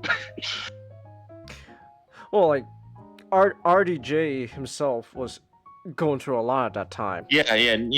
So That's what I'm saying. They couldn't get the from what I know, they couldn't get insurance because of that. They were afraid that the insurance companies were afraid that he would just start taking drugs and then leave. Oof. Do you know the Burger King story? Yeah. Yeah, I know. I know Enlighten me. All right, for those who don't know, when RDJ was on a huge bender, he was on a huge bender. He got like shit tons of drugs in his car and shit. Uh-huh. He stops at Burger King because, oh man, I got the munchies. I gotta get something to eat. He takes a bite, and he thought it was the worst thing he ever tasted. It was disgusting. Which, yes, Burger King is terrible. He hated it. He absolutely hated eating it. And in that moment, he realized, what the fuck am I doing with my life? and so he takes the fucking car full of drugs and dumps the drugs into like the fucking sea and shit. And that's the day he decided to go clean. And that's why in Iron Man there's so many Burger King advertisements. I didn't know any of them. Thanks to Burger King. Oh wait, shit! You see, Pepper. The first thing I want is a burger. Yeah, exactly. That's why. Yeah. Yeah. You see, it was in that moment Robert Downey Jr. had his getting hit getting hit by a missile with the name Robert Downey Jr. on it in front of it, and now he has shards of Burger King in his chest. He straight up was enlightened by the worst burger ever to exist on Earth. I hate Burger King. You see, Tony Stark had his missile, and then Robert Downey Jr. had a Burger King burger. Exactly. You ever had a Burger King burger, Matchstick? Not in years, man. It's fucking terrible. I liked it more than McDonald's. Well, who knows? May. I haven't had McDonald's in years too. Really? For real? Yeah. Wow. Okay. Oh, that's. I don't particularly like either of them. Well, I mean, McDonald's used to be a bit so. Everyone knows McDonald's not that great, right? But the thing about McDonald's, at least back then, the appeal was it's not that great, but it's fast and it's cheap. It's not very cheap anymore, so that's less incentive to like McDonald's now. Like sit down restaurants are you're more like cost effective. Pretty much than McDonald's. So. Like, if I go to eat out, I'll probably get, like, Publix like if you want to sub sandwich, or, like, Chick-fil-A, or, like, go to a sit-down Mexican restaurant. Like, if you want a good burger, like, legitimately, anything is better, because you'll just pretty much be paying the same at McDonald's for less. So. Yeah. But, the action is very fun. I always remember the scene where Iron Man first shows up at the village and he just punches the guy and just goes flying. I love those old super. I love when superheroes are very super.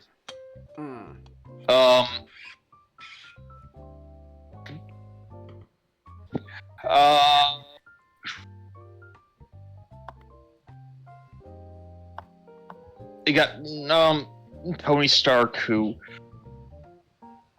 it is kind of what you expect from an Iron Man origin story. He does go through those kind of that kind of character arc of the original Iron Man stuff. You got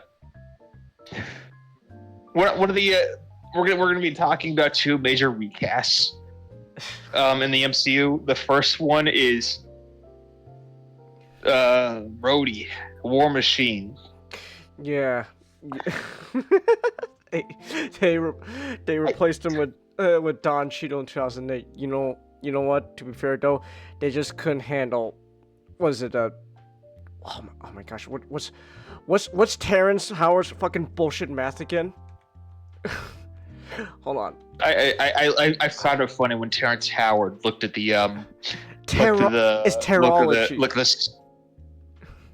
What? Terrology. They couldn't handle Terrence Howard's terrology. That's why they replaced him with Don Cheadle. What the fuck is terrology? You don't know about terrology? Oh my gosh, it's great. So Terrence Howard, in his delusion, straight up believes that basic math as we know it is wrong, and he's come up with the better version of math called terrology. Is entitled to his Are we sure?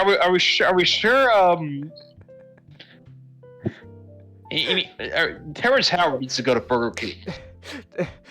You gotta understand. This man literally says math is wrong because 1 times 1 does equal 2. Straight up. That's his whole thing. 1 times 1 equals 2. Terrology explains how. He has dyslexia. He has dyslexia, and now he went from having dyslexia to creating his own math. Okay, but It was like Terrence Howard was looking at the Mark II, and he was like, "All right, maybe next time." And I was like, "Nope, not you." Not you. sorry, Terrence. Terrology just doesn't work with the Iron Man suit. I'm sorry. Tony Stark is a firm believer in regular math, and terrorology just doesn't add up. Terrence, you see, having Terrence Howard in Iron Man in future MCU's movie is like dividing by 0. It just doesn't happen. I think also they just. Real quick, I think also they just replaced him with Don Cheadle because Terrence Howard was kind of a pain in the ass to deal with on set. From what I understand, I don't know if that's true or not. That's gonna be it. I hear he was kind of like Edward Norton. Edward Norton was hard to deal with. I hear. Yeah. But we'll get to that. Pepper Potts, pretty all right. Gwyneth Paltrow. Like I don't like. It's gonna be hard to top Armored Adventures Pepper. Well, actually, I just realized there's two actors in this movie that are just both kind of nutty. You got Terrence Howard with Terrology, and then Gwyneth Paltrow with all her goop products.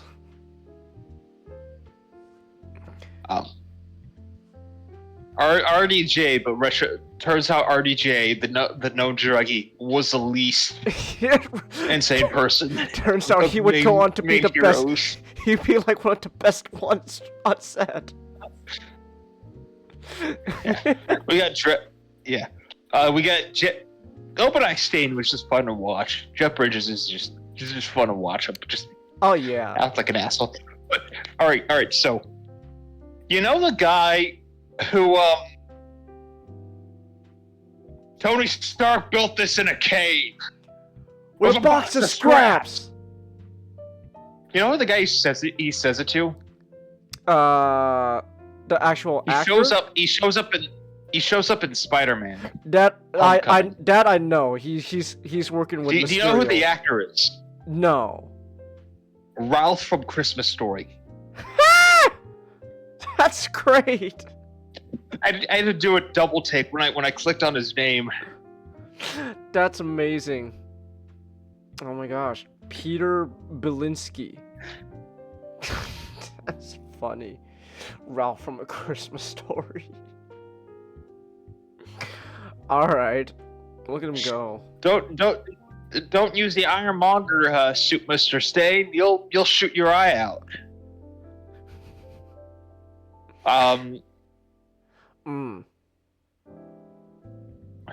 But it is funny because me and my dad were making jokes about the military-industrial complex about the whole way through. Yes, you should.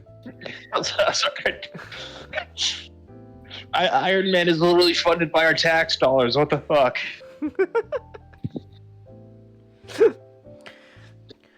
Isn't it great? But you could see the where action's all our money's fun. going to. Yeah, the action's fun. The Ironmonger fight was really fun. I just gotta say, it is a fun movie. Mm-hmm. It's what I like. Yeah. But let's get on to the Incredible Hulk. The Hulkster. Who's your favorite Avenger? Iron Man! Take away his side bread! Take away his side bread!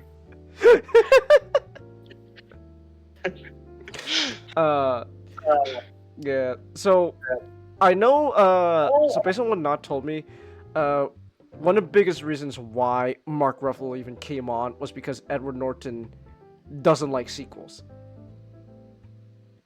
That's like his whole thing. He like, if a one... Which is ironic, because he got his wish in the end, because there was no Hulk sequels. No, here's the thing. Isn't just like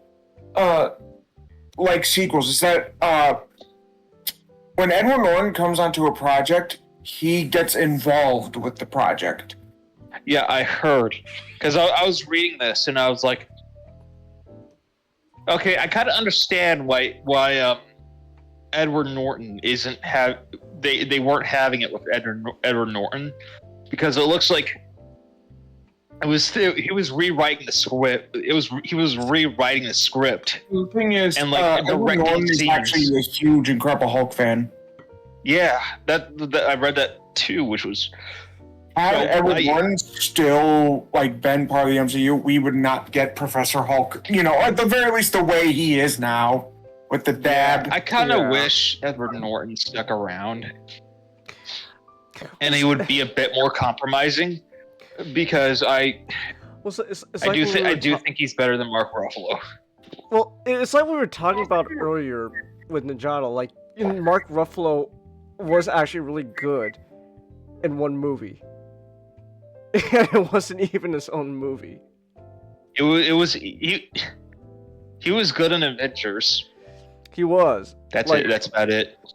Like I still remember like the whole thing when he's like talking about like how he he tried to Minecraft you tried to off himself and the other guy spit the bullet out. That's a deleted scene. Yeah, it's a deleted scene. Yeah. I Like, haven't seen it yet, but it's interesting. Yeah, it's like that was really good, and then we just never got that again. So, but I kind of wish Norton was a bit more compromising, because it probably would have been much better for the Hulk long term. In these movies. Probably. But we got Ruffalo, and he was good in Avengers, and he was good in Avengers. I don't know how much of his. We don't really know how much of the blame we can lay the blame of Professor Hulk on Mark Ruffalo's feet. But I'd wager, since he is a bit of a wokist, he probably has some of the blame. I don't know. I think it's just kind of comes down to he probably just didn't want to. I don't know. I guess maybe he thought it would be easier to just what if we just be just Mark Ruffalo, but big now. So he's not even playing Bruce Banner. He's just playing Mark Ruffalo. Yeah. Last time he played Bruce Banner was in 2012. Okay, I would say Age of Ultron has its problems. But the whole thing with Black Widow was a little. I'd say from what I remember, his acting there wasn't too bad. Yeah. And then after that, he was castrated. The Hulk was castrated. Like, it. Okay, I'm one of the people who like Thor Ragnarok. So like, I was okay with how he was in Thor Ragnarok. It's just really just kind of just afterwards. Really, it's like, So I don't know. Because I really liked it. I like this Banner in here because he's cool. I kind of like the idea that Bruce Banner is a really temperamental person before he became Hulk. Yeah. I kind of like that concept. I do too. It's like that. But Edward Norton plays him really well in this, where he's Banner is just always on edge. Always on the run, always on edge. It's classic. It is just classic Hulk stuff. It's not none of this. Hey, here's a taco. Okay, but I kind of like the taco one. It's kind of funny. Here's a taco. They could have had somebody else that would make more sense do that scene. I don't know. Okay. I think we're kind of just gonna talk about Mark Ruffalo more honestly at this point, but like, I think the whole Professor Hulk thing was fine in Endgame. It's just afterwards they kind of just stopped trying though. I would prefer it if he actually played. I'd prefer it if he actually played Bruce Banner. It would be nice. Yeah. Well, because like the whole. I don't really care for Mark Ruffalo playing Mark Ruffalo. Well, like, okay, so like I know like the whole Professor Hulk thing was planned even before Mark Ruffalo kind of stepped in, or maybe it was. Again, we don't know for sure how much he had. I really doubt that the MCU was planned out that meticulously. Oh no way! But like, yeah, we know there was like at least a deleted scene in Infinity War that would have shown Professor Hulk be a thing, but he just didn't do it for some reason. Yeah, it was. It's still just. It feels like Hulk was just. They took his balls away. Like he is frightening here. It's like a horror movie when you first see him, and the dark, and now he's just taking guys away. Oh, it's great. It was so cool watching. Oh yeah. And then it's just kind of classic Hulk for a lot of it. Sort of Bruce Banner, just keeping one step away from the army at all time with Thunderbolt Ross. You got William Hurt. God rest his soul.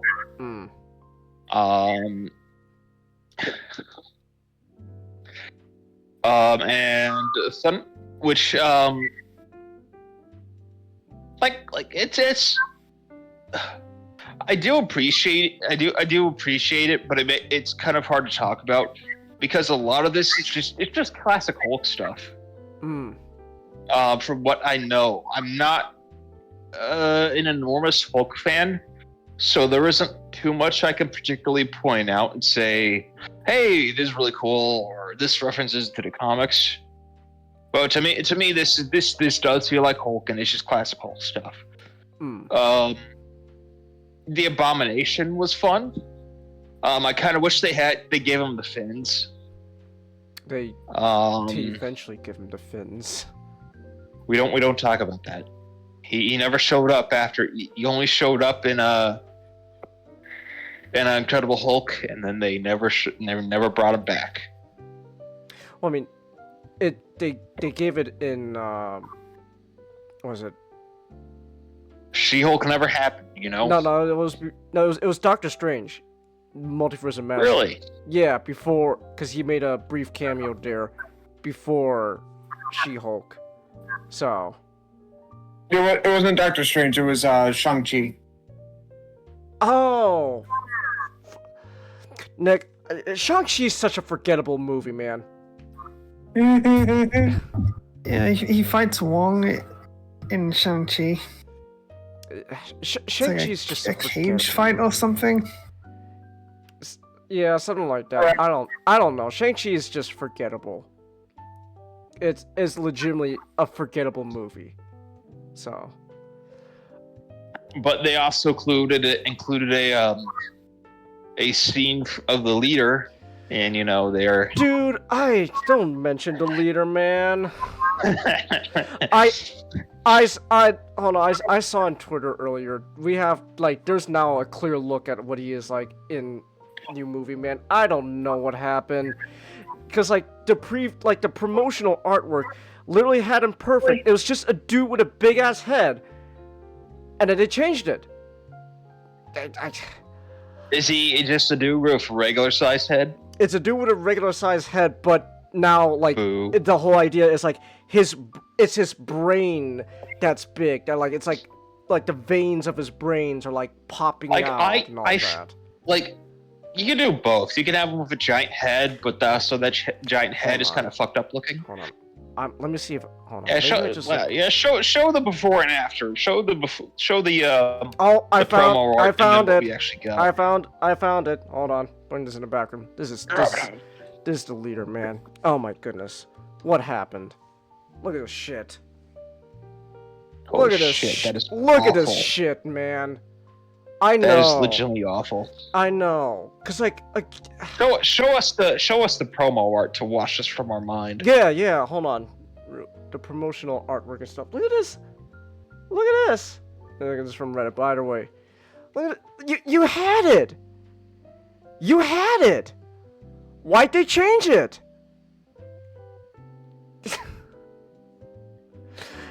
They had it, and then they changed it. Like, why? Like The brain thing wouldn't be so bad if it was more like this. Yeah. That would also be good. That would be good. Like, cause I get what they're trying to do. Like, oh, his brain is body so... horror. Yeah, like that. like body horror. Like his brain is literally like overtaking his entire head. But there's also a way to do it while making him look like the classic leader. Yeah.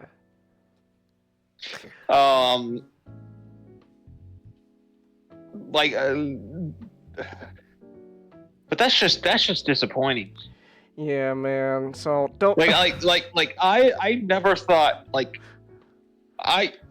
before this I was so apathetic to the MCU stuff that I never thought I'd be able to be disappointed. But this is actually disappointing. I am impressed. That's wow. I just like it the more I see it. Cause you know, like I understand what they're trying to do. I But don't you like just- it. This is really half-assed. Yeah. So. But eventually, Hulk and the Bruce Banner is staying one step ahead of Ross, and eventually, Emil Blonsky, who they start making to a Super Soldier, gets the Hulk blood in him, and now he's the Abomination. And then Thunderbolt Ross is like, all right. Bruce and Ross are like, all right. It looks like we have to rely on Hulk now to fight him. It's gonna be a team between the army and Hulk. Yeah. And the big CGI fight scene coming up. It was a fun fight scene, though. The CGI fight scenes now are can be a lot better. Well, Like I particularly think of the classic Juggernaut and Colossus fight scene, because that one has a lot of weight to it, which helps. yeah, but you also This gotta, one is you also gotta this remember one has Mesh. some of it. Mhm. Sorry. Well, I was gonna say, Mesh, you also gotta remember Disney like literally puts their VFX artists into like slave labor. So. Yeah, but it's not about. It's not. They could have. Juggernaut versus Colossus. It was the way those fights were framed, and it's how the fight is. Because Juggernaut and Colossus feel like real. Well, they are VFX guys. You got the feeling of it. You got the feeling of it right. They fight like they have weight to them. Hulk and Abomination, they have a decent bit of weight, but they're still a little bit floaty I think compared to Juggernaut and I Colossus. think that's the point, though. Like, despite being these huge hulking monsters, they are unfathomably fast. Like, to the point, like, how are they this fast for being so big? Yeah, but I do think it could have been handled a little bit better. Like I think of the Space Marines and Sardi's, the CGI film. Okay. They were fast, but they did have weight to them. That's true. I get what you're saying. This one, some of their movements, like, you feel like they didn't have it refined. They didn't have it nearly as refined. Oh, this is actually really funny. I don't know. It might actually explain a bit. The director of this movie, Louis Leterrier, would then go on to direct Fast X, and then he's gonna direct the last Fast and Furious movie coming up next year. Honestly, that kind of. You gonna watch it? Actually, yes, because the Fast and Furious movies are cases of these are bad fun movies. So. Got it.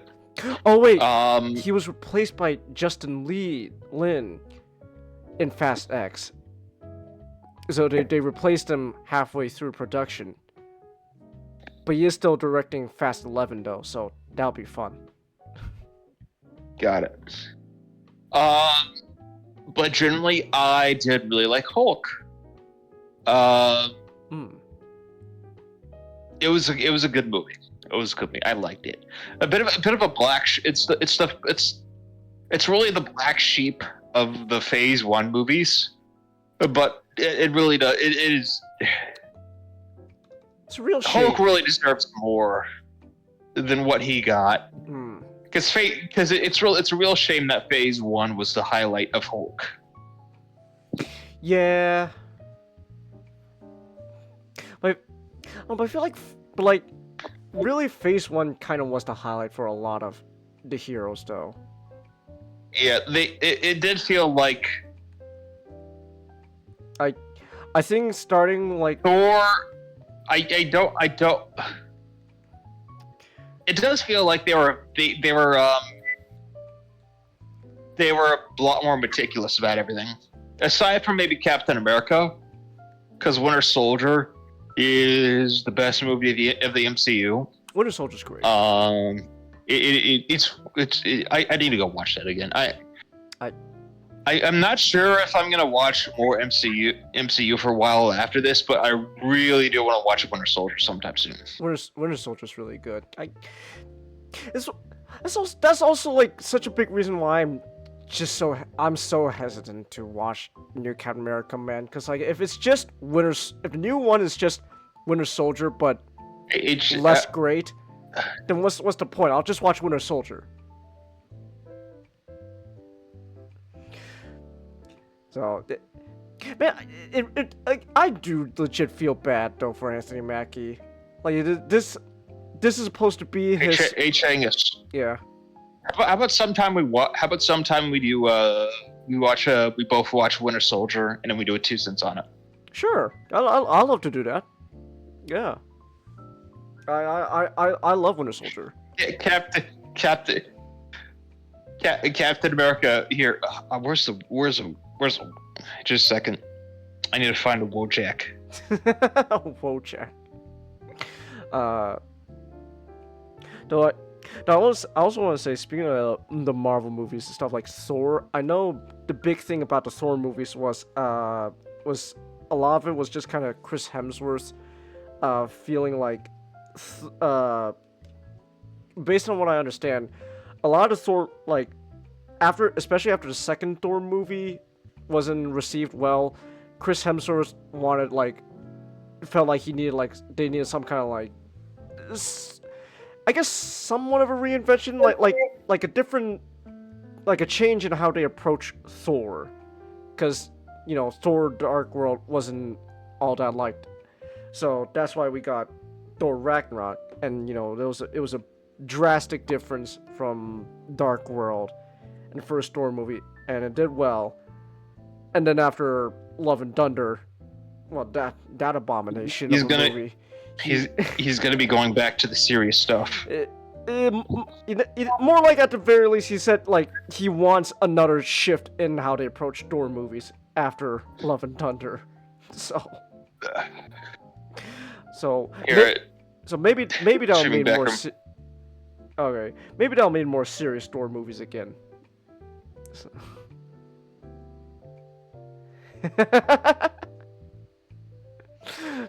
Yeah, that's true. Yeah, that should be every man's opinion after watching everybody's opinion after watching that movie. Winter Soldier. Oh my gosh, I don't. Wow. Oh my. Cap, stop! He's not a Hydra agent. He's not? How can you tell? Oh, fair point. But what were we talking about? MCU, Thor. But it's interesting how Chris Hemsworth is still staying strong with Thor, even though everybody else has left. At least the big three. Well, oh my gosh, Chris Evans doesn't want to come back, and then they paid like more than probably $1 billion down, probably $1 billion by now to Robert Downey Jr. Hold on, I remember there was how much is Robert? Yeah, but he's not being brought back to play Iron Man, which is the thing. He's playing Doctor Doom now, so $100 million to be Doctor Doom.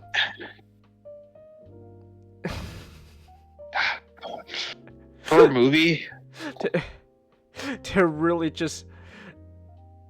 It doesn't say per movie. Robert Downey Jr. is gonna be a billionaire. I'm gonna by the end of his MCU. I'm gonna assume this is for just in total for as everything involving Doctor Doom will be $100 million. At least that's what I'm getting. 1/10 of a billion is still nothing to sniff at. No. Well, there goes Disney's VFX department's budget, all to Robert Downey Jr. No. They'll just the rest of the budget will go into whips. Oh, true. And then all the underpaid VFX artists will just be forced to get back into mines. No, they will be paid. They'll be paid in food and shelter. Oh, true. And if they don't do it, they'll be whipped. Exactly. $100 million. The VFX artists just like Fraser and Zarbon, like, what am I paying you for? You don't pay us. What do I let you live for then?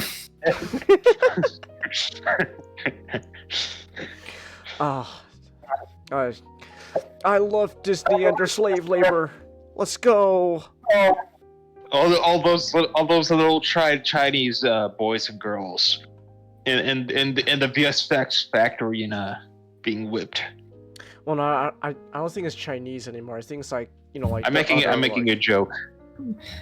Oh, it's Chinese. There are no little Chinese girls. They killed them all. Oh my goodness. But yeah. No, but like overall you like Hulk though? You see, no. That's why. Because all these are the second childs that aren't supposed to be there. True. That are living illegally. So now we can exploit.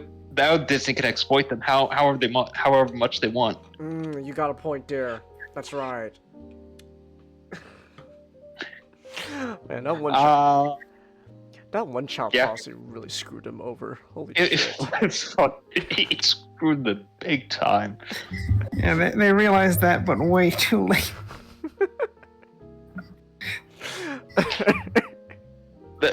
They have like every single thing that is bad here, it's like 10 times worse in China. It's beautiful. Like we have third wave feminism. They have like super third wave. It's pretty nasty. Oh my goodness. But where were we? We were talking about. We were talking about MCU. Yeah, but Kangas, Nick, SGD, what did you guys think of Iron Man and Hulk? I think these two are actually really great movies. Oh, I like them. I like all the Phase 1 movies. They're great. I still think my favorite Phase 1 movie is Captain America. I think that's just a solid movie. But Iron Man's a lot of fun. I really like it. I really do miss Iron Man's suits. I don't like the nano shit. Like, okay, the nano stuff makes sense. It feels like a logical. It makes. I want to see how he goes from like the makeshift armor in a cave to the nano stuff. Yeah. Yeah, but Is that point? It's so fun to watch him suit up. True. It is. Like, it's just him having the nano stuff like just put on. It's like this just isn't fun. I think it's cool, Tony, at least with Infinity War and Endgame, because that's when you finally see. And they do like the slow motion of like all the nano stuff coming onto it. It's when every hero has like nano shit. Oh my gosh, you just reminded me. That's the worst. Oh wait, no, you guys just literally reminded me. So, you know what? So now I know why they changed Captain America's fucking costume for Sam in the new movie. He didn't like wearing the cowl in Falcon and the Winter Soldier.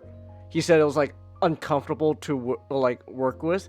So instead nanotech. So instead of like trying to figure out how to make the cowl work, like maybe like choose a different fabric or something like that to make it work more comfortable to wear, they just decided, okay, fine, nanotechnology helmet. There you go. And it's like, oh my goodness. Like they couldn't get the guys from Captain America Winter Soldier. Apparently Chris Evans was so happy about the suit in that one. But it's so funny though, because in Falcon and Winter Soldier, literally they used digital effects to clean up the cowl, because Anthony Mackie kept saying like whenever he turns his head, like the cowl will like fold and crease, and he thought that they thought like the people behind the show thought it looked ugly, so they just straight up replaced this entire head with cowl with CGI. So why they couldn't do that for the new movie, I don't understand.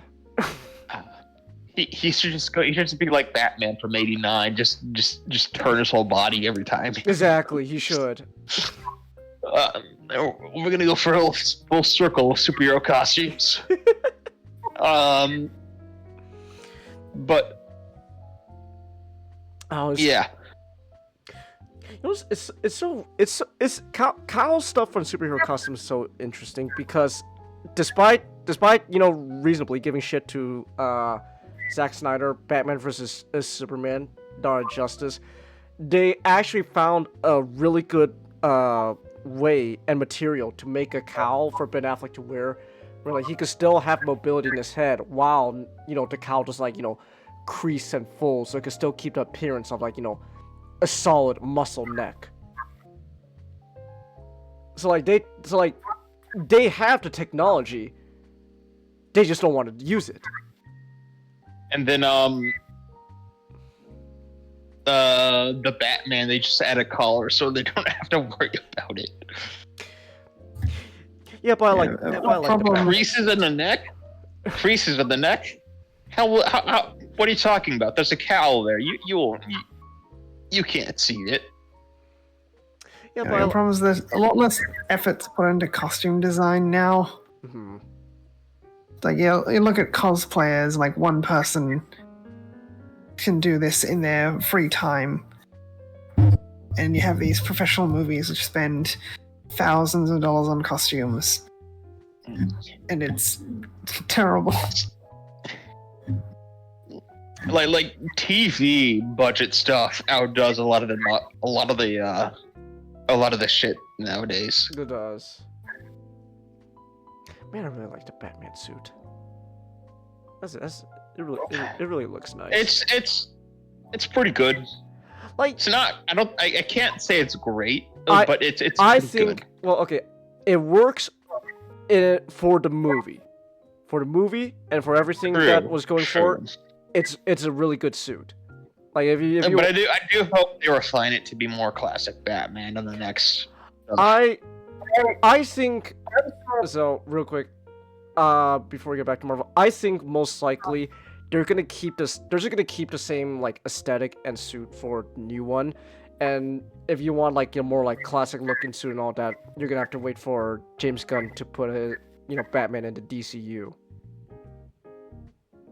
I think that's what's gonna happen going forward. If I had a nickel for every time these people have to learn a lesson about not putting Bruce and Damian together, I'm gonna have a bucket full of nickels. It's gonna happen again.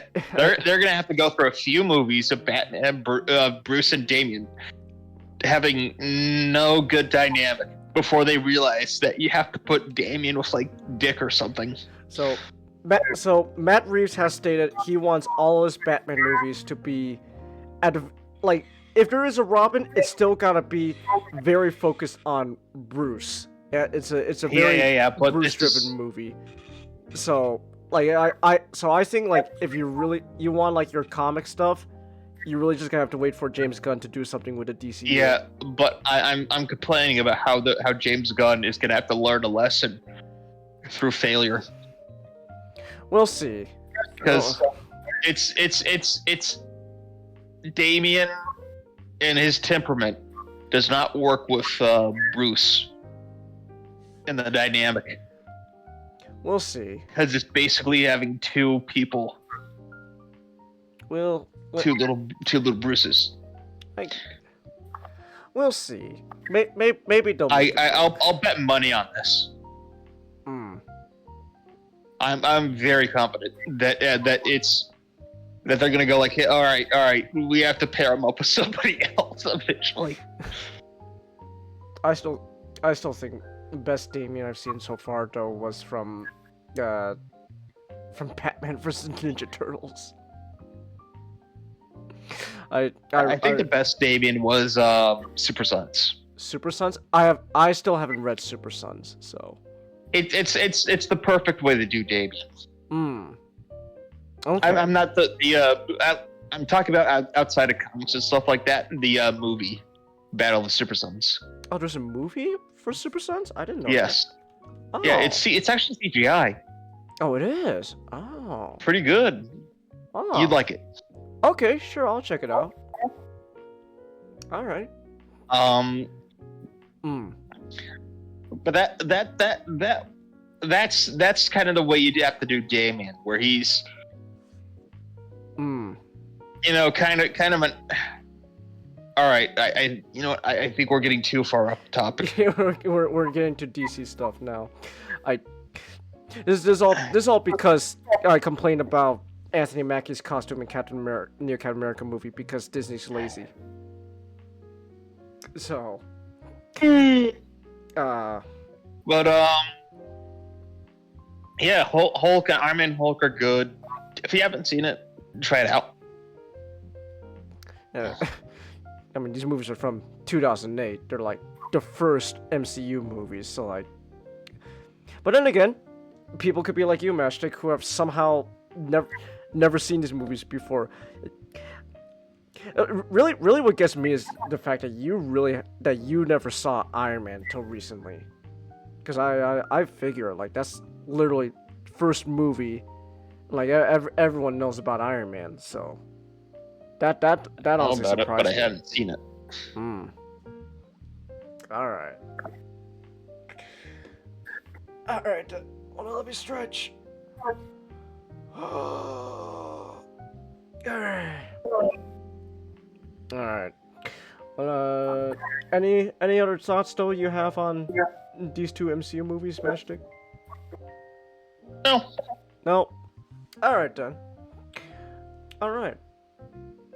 Oh my gosh, Discord. What do you want?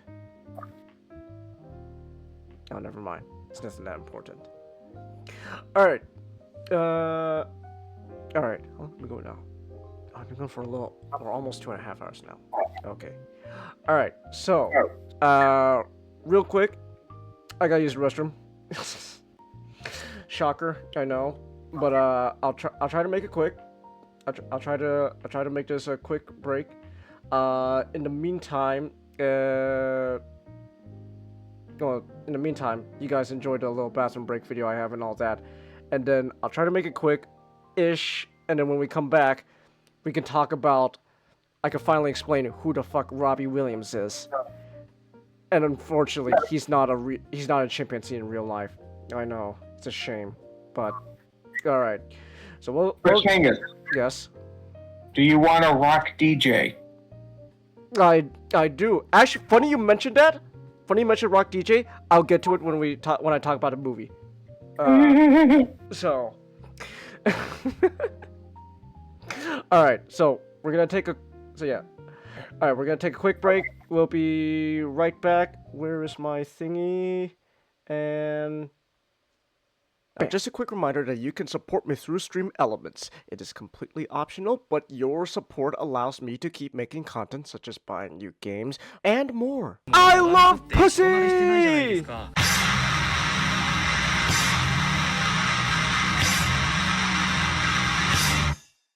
Oh, and here's also Nick. Boobies. So this is just Doki Doki Literature Club all over again. I see. It's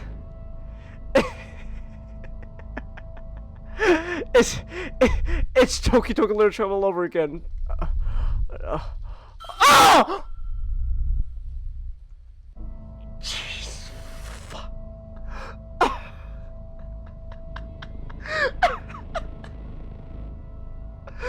Okay. I don't like this. Okay. Oh no, bro. Oh no, bro, I don't like this. I don't like this. Oh my god. Toss your gun overboard, slowly.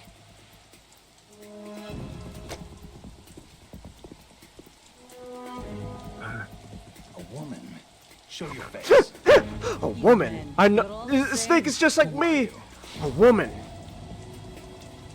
Oh my gosh. Olga, whatever that name is. Alright. Oh my gosh, she's got armpit hair. Kojima really went out of the way to model armpit hair. That's literally the first. That's what I thought. He's how does Kojima make somebody ugly? Add armpit hair. He's such a stickler for detail. It's like even back then with these like early PS2 graphics. All right, now add armpit hair. You know what you're doing. Is that really necessary, Mr. Kojima-san? Yes. What a great lineup of trending topics, right? You got LA County, you got the Palisades fire going on because it's fire season. You got Monster Hunter and Squirrel Girl.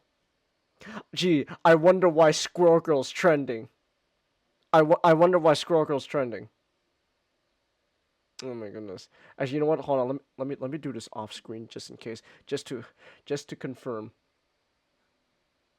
Wait, is it like Invisible Woman trending now? Yep. Look at that. I'm so glad I'm doing this off screen. Oh my gosh, literally fucking like the second result in trending is fucking porn art. Of course it is. Thank you, Marvel Rivals. You know, there's a fire happening in my state, but glad you're providing porn artists with material. So.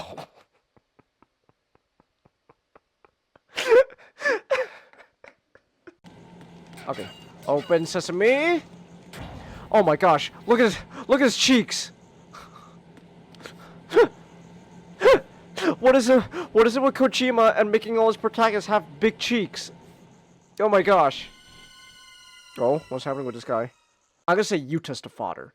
Not just because of his like Is visual... he young enough? He seems like he looks like the youngest of the bunch.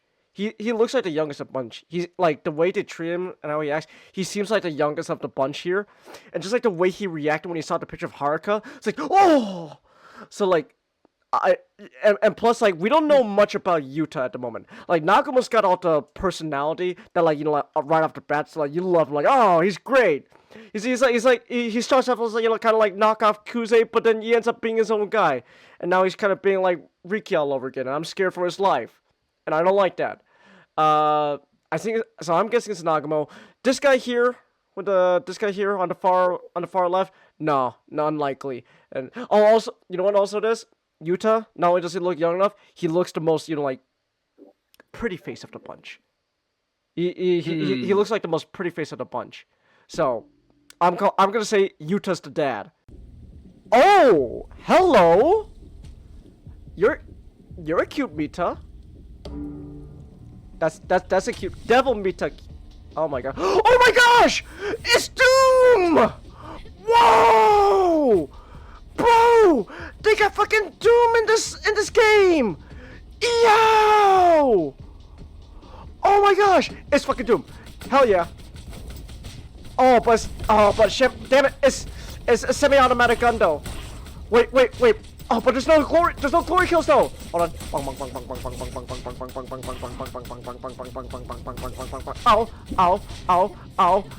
Ow. I fell in lava.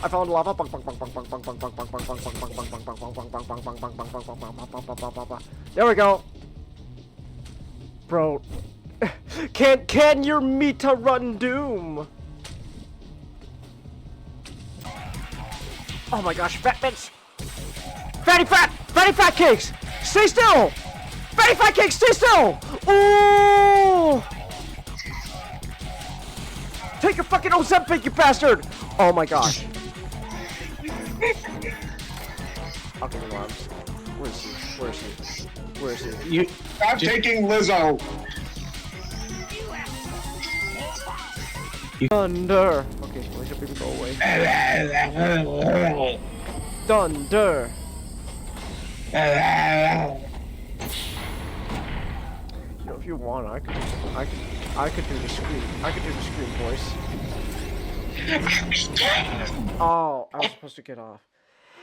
Now it's not in the middle of a railroad track. Thunder.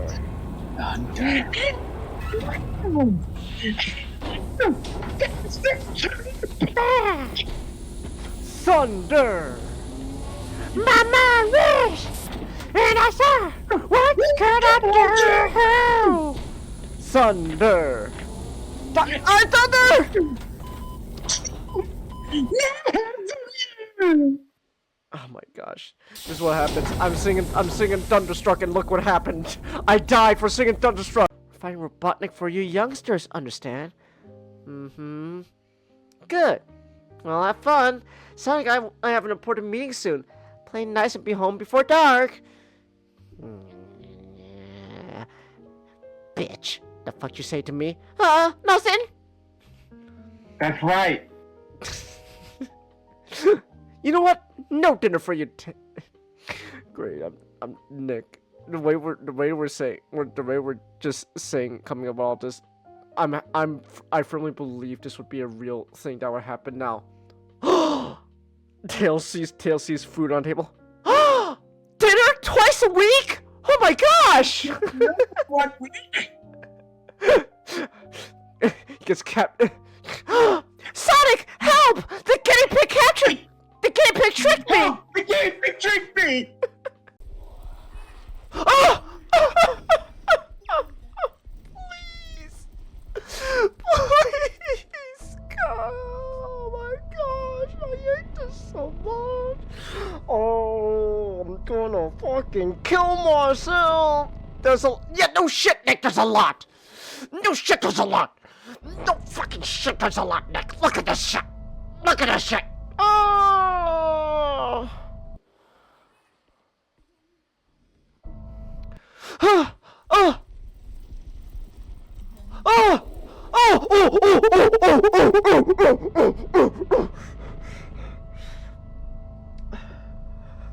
here. I'm the boss to surpass Big Boss himself. The boss to surpass Big Boss? Solid Snake. Solid Snake! No, that is not Solid Snake. Hey, he said the line! He said the thing! Yeah, he said the thing! That's not Solid Snake! I clapped! I clapped! Yes! Oh my gosh, you fucking... Whoa! Where did they get the extra points? Where did that come from? Where did that come from? So it is technically bullshit because the Tigers need to win no matter what. Like the Thunders need to win no matter what. What? Like, even if you are good, good at the game, you need to get your ass kicked before. Are you sure? Wow. Yeah, because like they have to show you like, man, you suck. Like yeah, it's quite really just pretty. Oh man, you guys suck. That's not sucking. That's literally 1 point away from winning. I know, but like Kyrie's gonna go. You guys suck. I need to go get better players. Huh? Wow. Okay. Oh. That's a lot. That's a lot. That's a lot.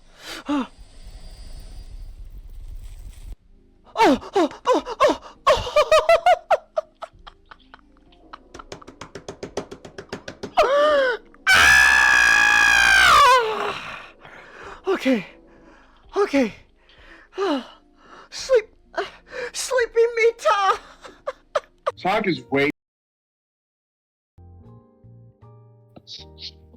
Alright, here we go. Okay. I'm back. Alright. Alright, how we happy people doing? We doing alright? Yeah. Alright then. Alright. Oh hey, Cody's playing Sonic Adventure 2. Let's go. Alright then. Alright. Hold on, I just saw this picture. Hold on. I'm gonna send this to you, Nick.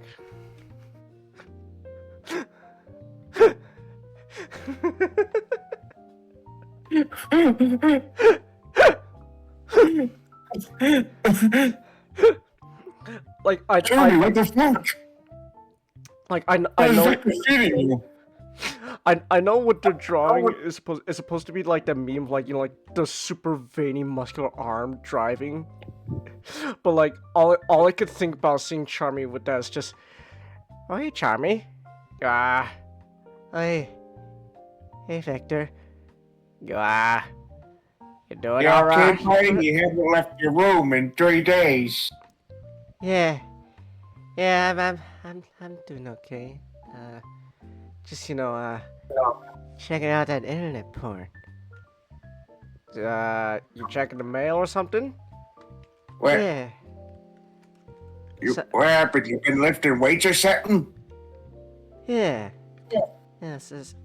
Sure, something like that. I'm sorry, Victor. I gotta go back inside. What drawing, Chelsea? Here, I'll put in the I'll put the Twitter thing I found in the public server meme channel. There we go. It's in the public server. Actually, I could put it in the private server too. It's just Charmy with a big ass arm. Just checking out that internet porn, you know? So, oh my goodness. Alright. Now see, that's what you call art there. That picture of Charmy with a big ass arm, that's art. Alright. Anyways, speaking of art, speaking of art, hold on, where's my thing? All right, speaking of art, I watched art. I watched art earlier today. It involved a CGI chimpanzee. Let's go. All right, so Who the hell is Robbie Williams? Nobody knows who Robbie Williams is. That's what the monkey is for. Oh my gosh. Well, who the hell is Robbie Williams, and what is Better Man? Well, one, Better Man is a song by Robbie Williams, and two, Robbie Williams is an English musician. His real name is Robert Peter Williams, but he goes by the stage name Robbie Williams. And yeah, this movie was great. this Better Man's great. So like, and honestly, I'm kind of beating myself up a bit by the fact that I never got a chance to see this in theaters. I wanted to see Better Man in theaters, but I just never got the chance. And because of that, this movie unfortunately did not do well in the box office. It had a $110 million budget and only made $19.7 million. So it is a big. So financially speaking, this movie, absolute bomb stinker, which sucks because after watching this, it really didn't deserve to be a bomb. This was great. So honestly, I wish Not was here, because he's the one who was like, you should watch Better Man. I was like, oh, is it good? It's like, yeah, it's good. And this is once again proof that if Not the Last One says a movie's good, yeah, it's pretty good. It's really good. So Better Man is a biopic musical about Robbie Williams' life. And yeah, shit, man, it's art. This is art. Like this is how I'll say, okay, I haven't seen Wicked. Still haven't seen Wicked. Probably will never see Wicked. That said, maybe Better Man is a better musical than Wicked. I'll say that. It's probably a better musical than Wicked. Hot take, I know. Oh my gosh, you can't. But Wicked's gonna win the Academy Awards. Yeah. But so is Emilia Perez. So what does it say about the Oscars, huh? What does it say about the Oscars? But Better Man is very interesting because so for a biographical film or a biopic and all that, this movie isn't, the whole goal of it isn't to show the events, like word for word events of Robbie Williams' life. It's not trying to be, essentially somewhat of a historical documentary. It's not trying to be, all that. Instead, it's trying to give you almost like it's really interesting. It's like I'm gonna use what Not said when he was describing this film. This biopic is what an artist, like an actual genuine artist, not a historian, would tackle a biopic, like how they would handle a person's life. Because this whole movie is not about, word for word every single event in Robbie Williams' life. It's about telling a story of his life. It's making a story out of it, and it's really good. And like there's like, getting late for me. I gotta head out. You guys have a good night. All right, have a good night, Master. But yeah, this was really good. Now also another big thing is, why is Robbie Williams a CGI chimpanzee in this movie? basically, according to the director, long story short, it helps make Robbie Williams feel more relatable. It helps audience relate to Robbie Williams more.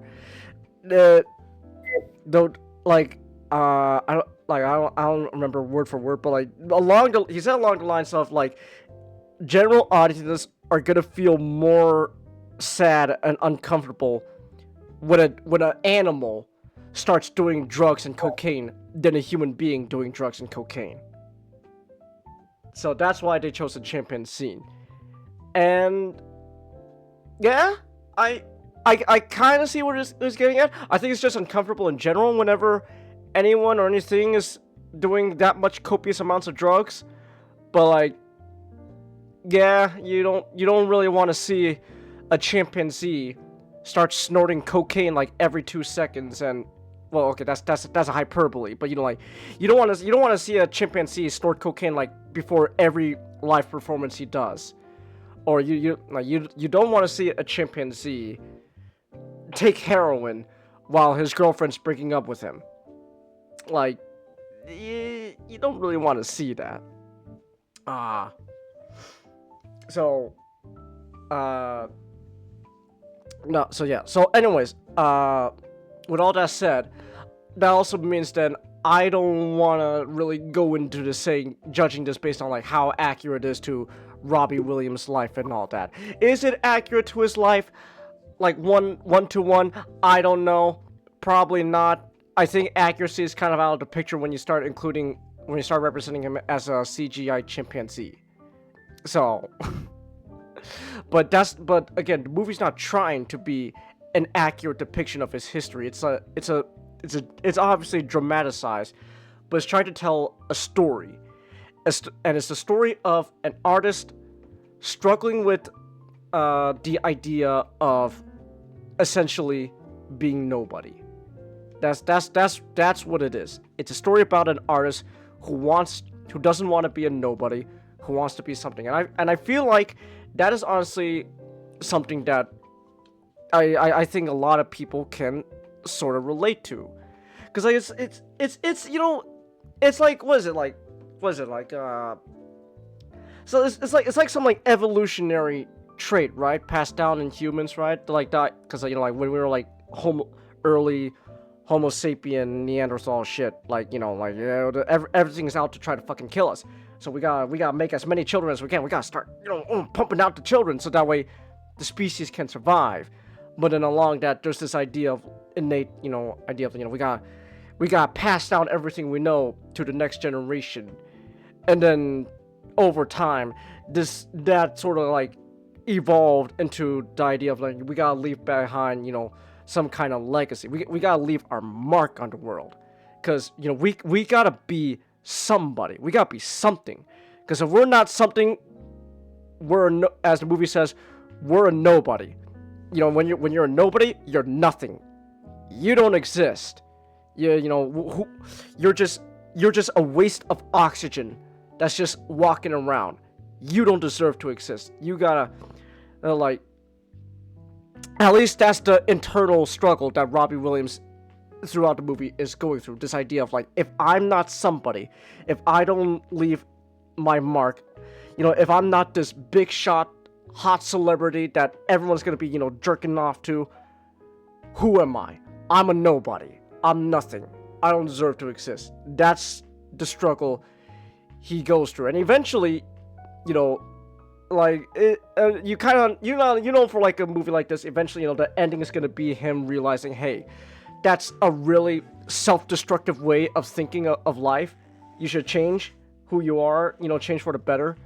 Be a better man. You know, like the title says, be a better man.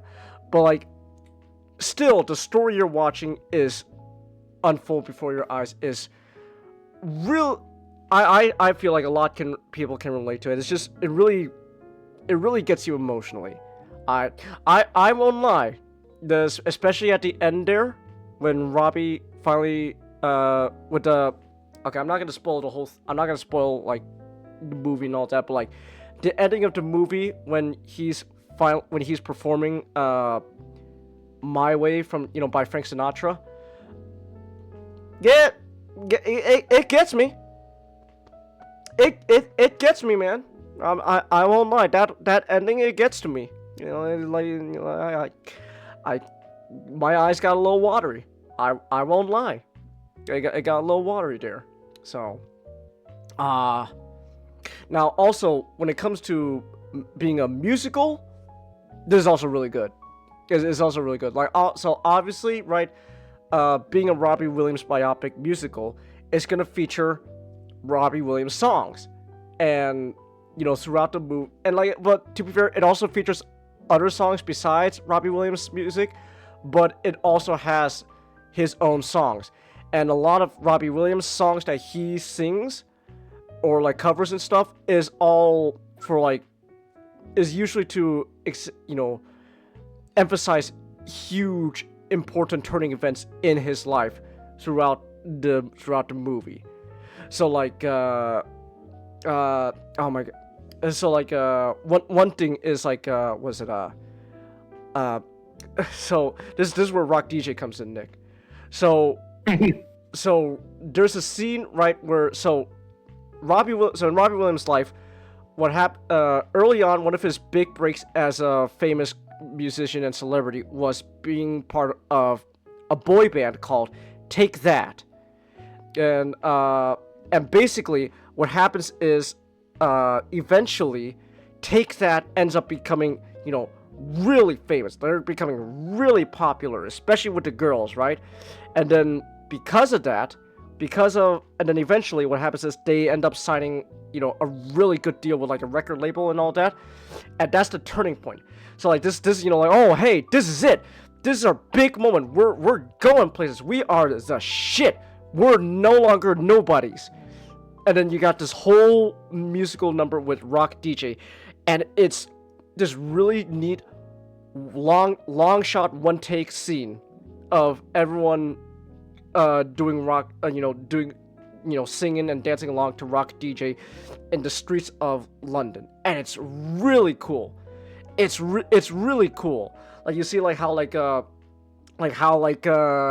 them going around causing a ruckus in the streets of London ends up slowly evolving into this whole dance number going on while they're singing Rock DJ. It's really neat. Like you'll literally have like this moment like where like, you know, there's like this really cool moment where like a gumball machine like spills, so like gumballs are all over the road, and you know, and everyone, like not just, you know, Takes That, like everyone on this road and the streets are, you know, struggling to keep their balance, trying to trip, you know, to not trip over the, you know, the gumballs under their feet, and ends up having this really neat sequence where like they're like, you know, they're trying to not fall and trip, turning into like this dance number, and it's super neat. It's like, oh, that's cool. And it's like, and this just goes on, and then then one of the big things was when Robbie Williams performs at the Nebworth Festival with his song "Let Me Entertain You." The musical number there of "Let Me Entertain You" is really fun, because I think people have seen this clip. I think this is where that clip on Twitter has been circulating around from, where Robbie Williams is literally fighting in the you know, stadium, like hundreds of other CGI chimpanzee versions of himself to the death, but it's really neat and all. It's really cool, but then also everything leading up to that just makes it even more impactful, and like it leaves its mark, and it's a really emotional scene, and it's like, whoa. So like, oh man, so I don't want to get into spoilers. I don't really want to get too much into spoilers. Like, this is really good. I loved Better Man. I'm so glad I finally got the chance to watch it. I'm still beating myself up for the fact that it was a box office bomb, which sucks, because it honestly deserved not to bomb. It deserved all the success. all the success. Oh, also, I mentioned this earlier in the stream, right? But earlier in the podcast. But you might also like you might also notice how like chimpanzee Robbie Williams kind of looks like the monkeys from the Planet of the Apes. Same VFX studio. Where are they? Weta? I think they're called Weta, right? Weta VFX. They are the ones who worked on the Planet of the Apes movies. They also worked on 2005 King Kong. They also helped work on Avatar and the Lord of the Rings movies. And if I remember correctly, I think Weta also helped work on Transformers Rise of the Beast when it comes to the Maximals. Especially Optimus Prime. You can kind of see with Optimus Primal and Apelings, big robot monkeys, like, it's the guys who did Planet of the Apes. So there is that. No wait, I was wrong. They did also do Kingdom of the Planet of the Apes. Oh, that's weird. I thought that it was a different visual VFX studio that was doing Kingdom of Planet of the Apes. I guess it was just only a change in directing and directing and all that, because Matt Reeves isn't working on Kingdom. So I was wrong. I thought they didn't do Kingdom. So yeah. Oh, they also worked on Alien Romulus. Oh, look at that. Well, there you go. Not tie everything into Alien. They worked on Alien Romulus. That's neat. So, yeah. What was that? Oh, they're also working on Fantastic Four and Superman. Oh, and the new Captain America movie. Okay.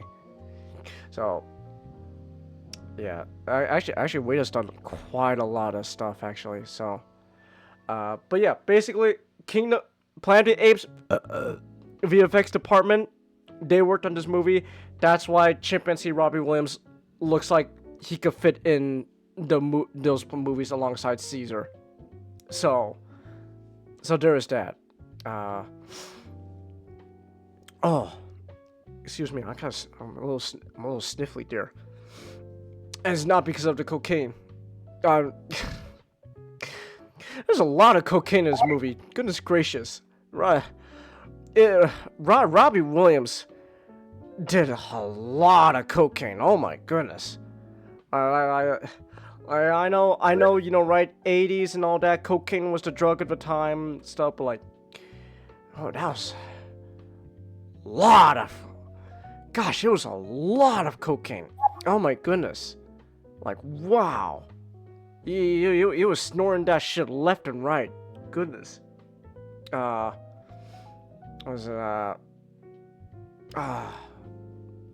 kind of running out of things to say without going into spoilers and stuff. This really is just a movie you have to watch, and I'm just gonna paraphrase something Not was talking about when we were talking about Batman earlier, which was like, it's really interesting to see this new wave of biopic films where it's not trying to be a one-to-one retelling, a one-to-one accurate retelling of a person's life. Instead, it is like it is very clearly a dramatized version, but they're not hiding it. Like they're not going around claiming, yes, this is exactly what happened in their lives one-to-one. It's an artistic take on a person's life, trying to tell a story. And like they're not, but like they don't shy from like being like, no, obviously this isn't one-to-one accurate. Yes, that's right. Robbie Williams in real life was in fact a CGI chimpanzee. Everything in this movie was 100% accurate. So, but this was really good. It was really good. I loved it. Man, I'm beating myself up again because this came out last year. I should have put this on my list of like 2024 movies I watched. Oh, it was really good. So yeah. I just go watch Better Man. Go watch it. You guys seen Better Man? Nick and SGD? No. No. All right. Well, I'll change that eventually. I'll change that. I'll get you to watch Better Man. It's really good. I really like Better Man. So yeah, there we go. Go watch Better Man. I'm being a broken record. So yeah. Alright.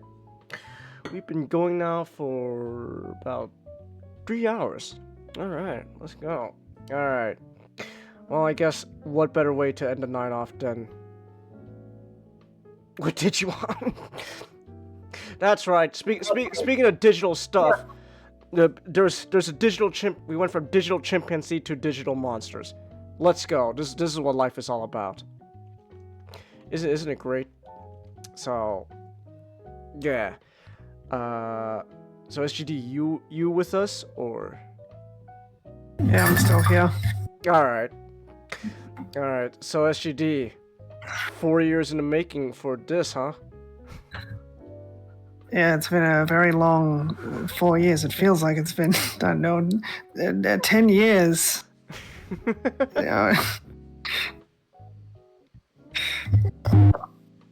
Can't believe it's still, I don't know.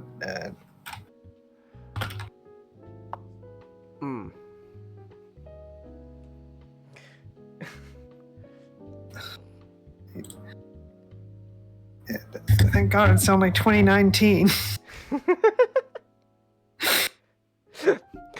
Wow. I can't believe we're back in 2019. That's amazing. So from what I understand, this was the game you told me that Habu kept promising is gonna come out like George R.R. Martin. It's coming. Just like the dragons. Pretty much.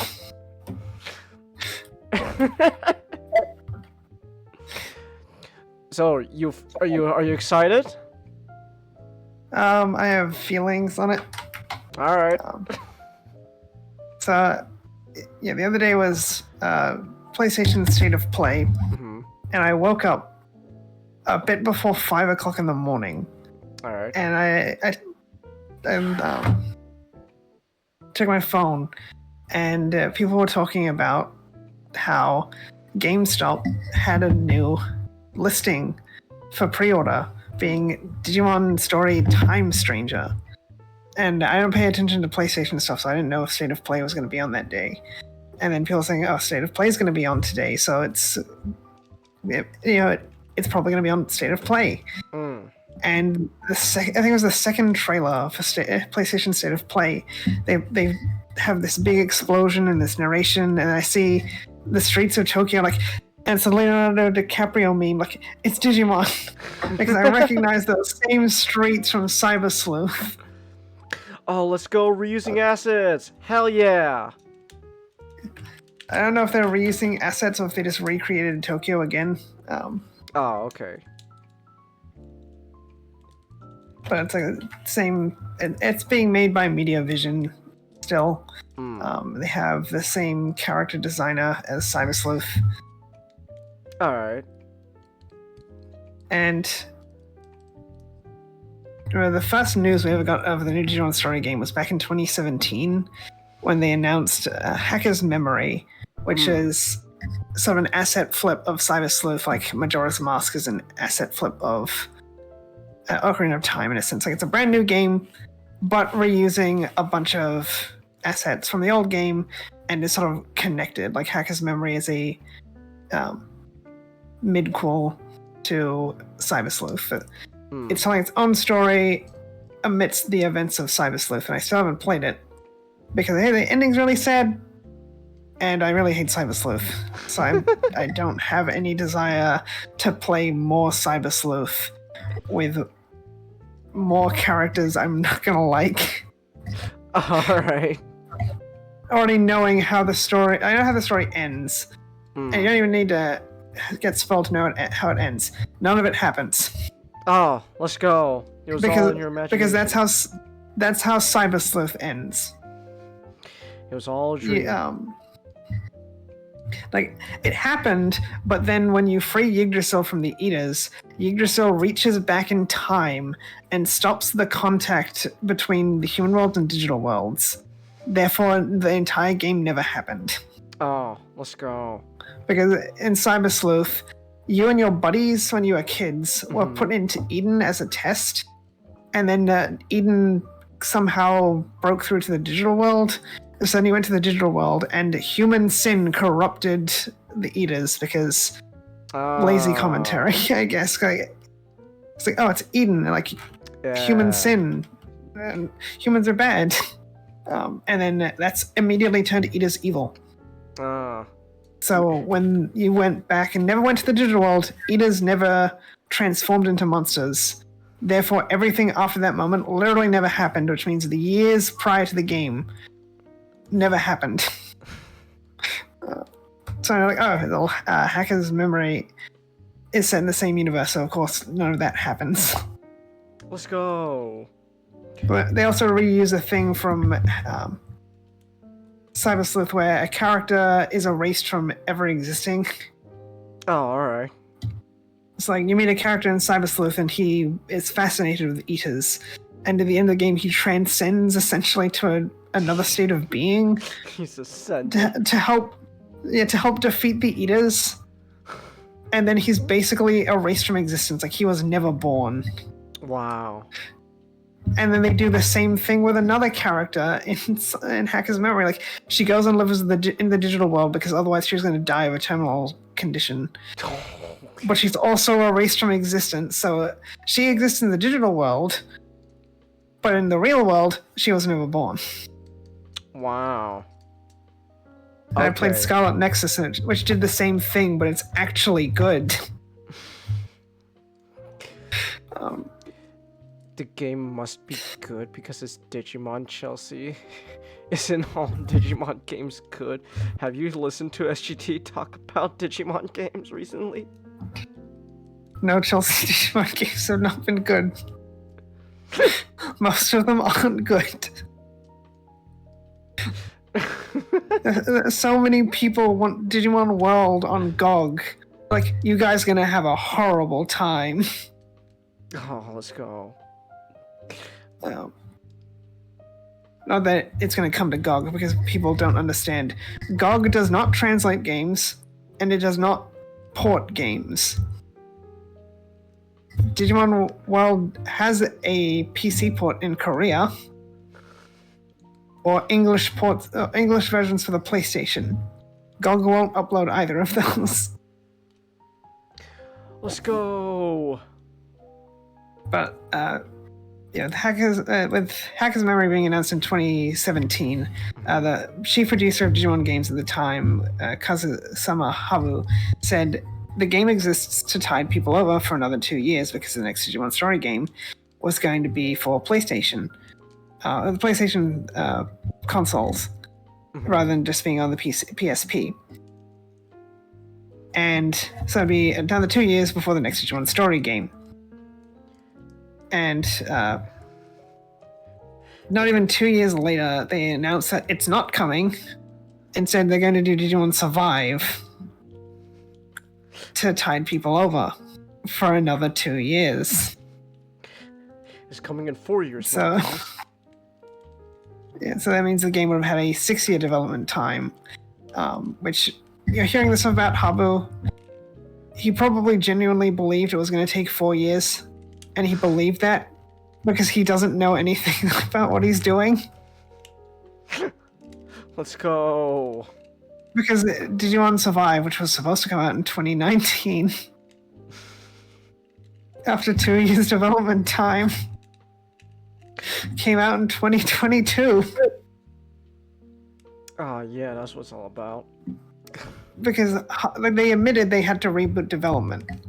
Ah. And then after the game came out, Habbo said, the reason we had to reboot development was the studio I contracted to make the game wasn't big enough. So I had to repitch it to investors and hope for it to let me give it to a different studio. And then the game came out, and it's terribly unambitious. Like, wow, you should have just stuck with the original studio. Because we probably would have gotten a coherent vision or something. And then it was in 2023, Habbo stopped working on Digimon games. Bandai transferred him to a different department, which I think might have been the toys. Because the last thing we know he did was the Precious Gem series, Digimon World Mugendramon statue. Alright. And that was in 2023. You think he's faring better in that position? Well, he stopped using Twitter ever since he announced he wasn't working on Digimon games, so I guess that he's in a position where he actually has to do something. It's like, he doesn't use Twitter anymore, because like, now when he has ideas, he has to actually take them to someone instead of just posting them on the internet. You know, how we're like, finally, your ideas can actually accomplish something. Unlike before. Alright. But like, yeah, the Mugendramon statue came out in 2023, so he's probably gradually being transferred over. But he didn't say he had stopped working on Digimon games until 2024. It's like, oh yeah, 1 year ago I stopped working on Digimon games. Bye. And that was just before Digimon Con, so people were pretty upset. Except for me, I was very happy. Because people are sort of making memes about Time Stranger, like the Sonic. How are you still alive? Like, I have no idea from the first movie. It's like, survived 8 years development hell, unconfirmed. Like, that's not true. There's no confirmations of any development hell. Like, if it's not confirmed, you shouldn't put it on the meme. Survived the director getting fired. Literally didn't happen. The director has not been fired. Habbo was a producer, and he was not fired. He was moved to a different part of Bandai. Ridiculed on a public stream. It's like, I remember that stream, but I don't think that happened. There's a streamer, like, people say she kind of made fun of Habbo for being excited about more Digimon games, which I guess looking back was not wrong of her, because we got one more Digimon game from Habbo. And like, so I have 2 Bandai games cullings. Like, Bandai doesn't develop the Digimon story games. They hire Media Vision for that. So like, the entire meme was just wrong. Like, you know, a proper meme for this game is Thanos getting the Soul Stone and throwing Gamora off a cliff. Like, Bandai had to throw Habbo off a cliff, sacrifice Habbo to finally get the Digimon story game out. All right.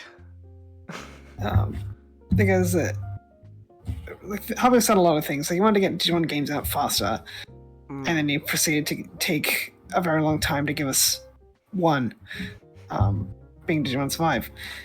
And it was a weird thing for him to say, because until Cyber Sleuth, we were getting a Digimon game like every year.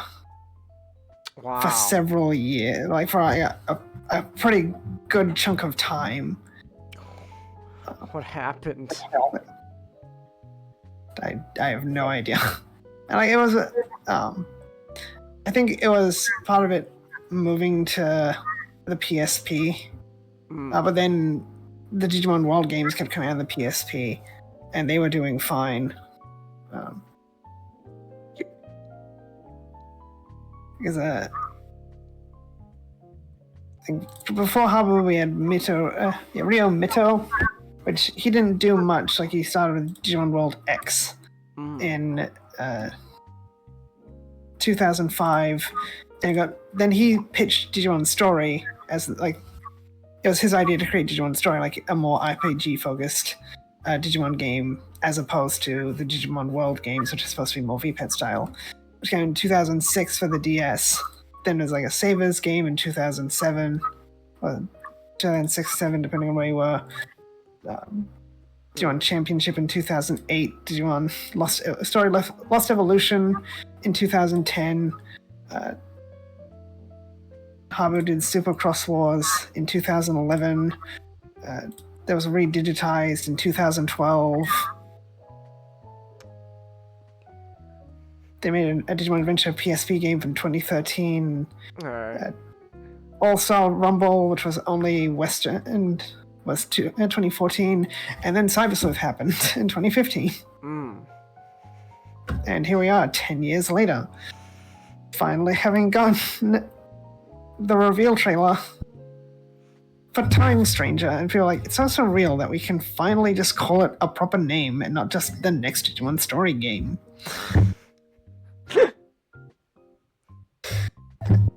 And watching the trailer a couple times, like I saw feelings going up and down. Like wasn't that excited to more excited to like reining it in. Because the trailer, like it shows bits and pieces, like not a lot. Because Digimon Con is next month. I think we'll get something more substantial there. Which that's when I was expecting the new Digimon story game to be revealed. It's like if it's not at Digimon Con, it's not coming this year because this is the 10th anniversary of Cyber Sleuth. But like revealing it at PlayStation State of Play makes sense because you're going to get a lot more eyes on it than a dedicated Digimon stream on a Thursday for some reason. Because they used to be on Sundays, but this year they're doing a Digimon Con on a Thursday. Why are you going to hit me like this?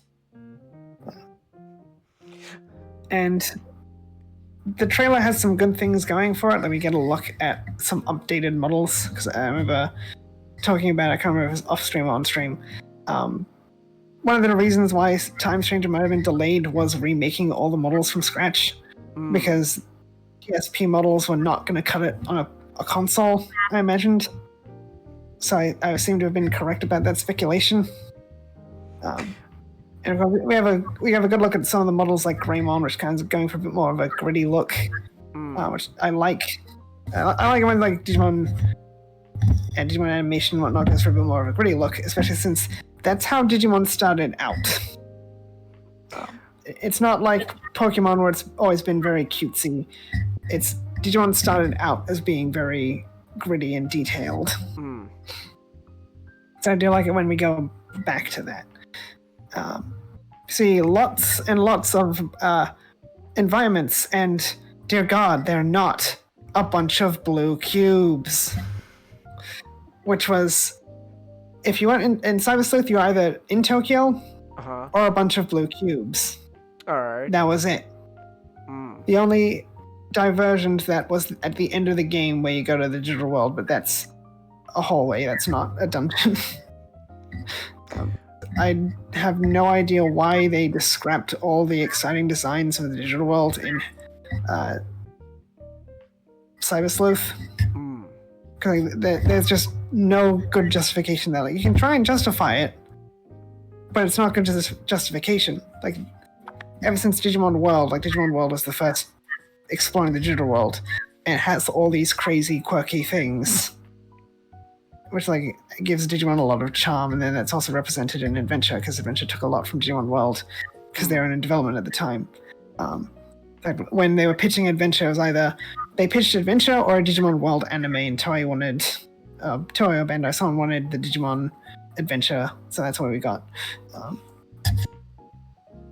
And it's like we see, so this railway above the skies, above the clouds, these trees with windows, on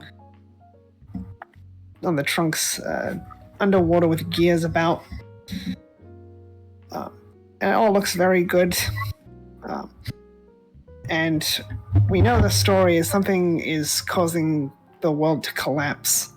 And it's like, I'm not too happy about having to go back to the human world again. I would just like a Digimon game where we're in the digital world, please. Oh, okay. Because I think Cyber Sleuth might have been the first Digimon game that actually takes you out of the digital world. All of them have humans in them, but they're in the digital world with you. And as said by Habbo, that Olympus 12 appear to be a focus of the game. We have the Olympus 12 are based on the Greek pantheon, but with the Roman names. So like, they're not based on the Roman pantheon because we have Bacchus, who's not part of like the main 12. In Greek mythology, it's either Dionysus or Hestia, depending on who you ask. No one really knows why it's like one or the other. For the Romans, it's just Vesta, never Bacchus. But for some reason, with Digimon, they went with Bacchus over Vesta. Okay. Which, I think part of the reason for that was Bacchusmon's original design was an Ogremon evolution. And that ended up, they wanted to work in wine because it's Bacchus, but they couldn't quite make it work, so they retooled the design to just be an Ogremon evolution, and it instead it's Titamon, so it's based on the concept of the Titans and Titanomachy of the Titans waging war with the Greek gods, while Bacchus got a completely original design. So that's probably why they went with Bacchus over Vesta. So hopefully in this game we'll get Vestamon. We see Aegiamon as like a focus in the trailer for a bit, which is probably the only not well-known Digimon in the trailers, which is kind of a criticism I have. And Aegiamon is the adult level of Jupitermon, who's the leader of the Olympus 12. So time travel is going to be involved in the game. And just be like, I swear to God, if the calamity that destroys the world is the Olympus 12, like, it's probably going to be the Olympus 12, or at least Jupitermon, because Jupitermon has a super powerful form called Jupitermon Wrath Mode, and that's where he turns giant, basically, and we do see that in the trailer. But like, it's people like, oh, I see the hands and the arm, but like a normie's not going to know that's a Digimon. And I think what's going to happen is the story is kind of about stopping what turns Aegiamon evil. Alright. So the story, I think, is how it's going to go. I miss my wife, Agumon. I miss her a lot. I'm back. Because Jupitermon has a partner in Unimon, and Unimon's like a tsundere, but she tries to kill everyone but her boo. Oh, okay. It's like, stay away from her boo or she will kill you. Oh. I see. But, also notice the protagonist has a gun! And they've said that you'll be able to recruit Digimon in battle, which will be nice considering in Cyber Sleuth the way you recruited Digimon was by fighting them. Then that would fill up a meter, then you go to your Digilab, and when that meter is full, you can spawn a Digimon of that type. It's like, never really cared for that, because eventually I just have a bunch of meters ready to spawn Digimon, like, I can't be bothered doing that. Why would I don't need to do that. Because you could absorb Digimon into each other, but I never bothered with that. I just grinded with Platinum Numemon, like everyone else, because the grinding in the game is terrible. Alright. But I'm hopeful that the gun, it's some kind of laser device. It's like, maybe that will be how you can, recruit Digimon. So I'll have to wait and see. They have said that they've updated the battle system, which I hope, because the battle system in Cyber Sleuth is not great. Because with all the Digimon story games, it's a 3v3 battle system at all times. You have a bunch of spare Digimon, your opponent doesn't, so as soon as you take out your opponent's 3, you just move on. But then the element system is broken because you have vaccine, data, virus, vaccine beats virus, virus beats data, data beats vaccine. Then there's free, and free doesn't interact with any of them, but then they have 8 elements on top of that, being light and dark, which are good against each other. Alright. Fire beats plant, plant beats water, water beats fire, and thunder beats wind, wind beats earth, earth beats thunder. And it's just whatever your element is that defines things. I'd prefer if the system was more like other RPGs and even what Survive did, where Digimon will have assigned strengths and weaknesses, or resistances and weaknesses, because there's certain elements will correlate with certain attributes. Like a virus is probably going to be a dark attribute, and a light is probably going to be a vaccine attribute. So that dark beats light, but light beats dark, and vaccine beats virus. And because it's such a strict thing, elements don't really matter unless it's not in your favor. Oh, okay. And battling is just a slog in Cyber Sleuth. Like, there's a bunch of just generic attacks, and then one signature attack for every Digimon, or some have two. But mostly just switch on the auto battle, let the game handle it for you, because you really don't need to contribute anything from the battle yourself. Oh, okay. I remember first time I fought the final boss, I had no idea if I was actually doing any damage, because the game was not communicating that at all. I had no idea how to do damage. It's like, oh, no damage, no damage, no damage. Like, am I accomplishing anything? So I had my Rosemont Burst Mode, my Armageddon, and my Tyrant Kabuterimon fighting the boss, and those were always my main three throughout the game. And I'll just go for a walk, come back, and give it another go after I lose. I come back and I won the game. Like, it's just somehow my Rosemont Burst Mode managed to carry the entire team because he's a healer. And I didn't understand any of it. Alright. And they've said things like you can evolve and devolve, which is a standard for Digimon story games. I just hope that they've tweaked it, that you don't need to do that so often, as in Cyber Sleuth. Digimon need certain stats to evolve into certain forms. One of those stats can only be gotten by beating Digimon in battle, or evolving and devolving. And evolving and devolving is the fastest way to do it. Of course, if you want to actually reach level 6 or 7, you're going to have to do that a lot. And it's just really annoying.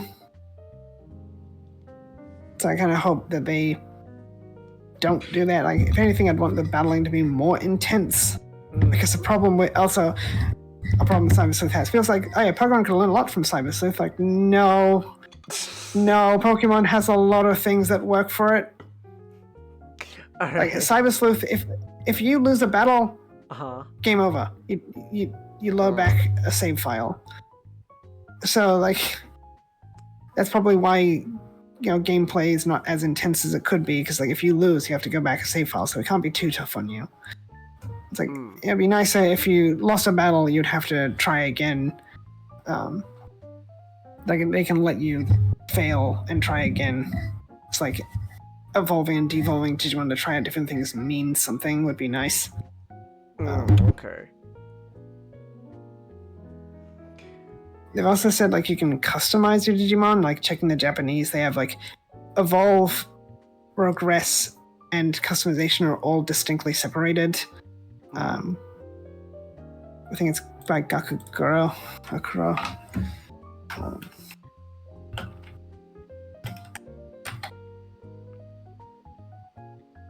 Yeah, because in Japanese, you don't usually see it with typical Japanese spelling. It's like a black dot. They'll use that for like as a space. Yeah, Nakaguro. It's like with names, they might put Nakaguro in between, or in certain things, like it's to distinctly communicate that these things are separated, and it's generally for stylistic reasons. So I hope, like, if customization, like the word is in katakana, customization, means there might be some more customization to your Digimon. You can do a bit more for your Digimon.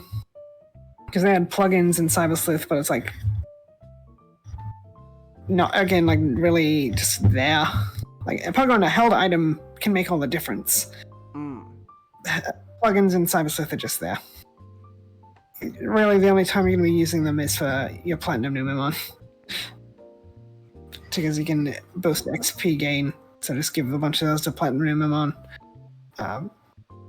You can also just feed Digimon at the farm to boost stats, and like, again, you just feed them whatever they need to get them up to speed so they can evolve into that one form you want.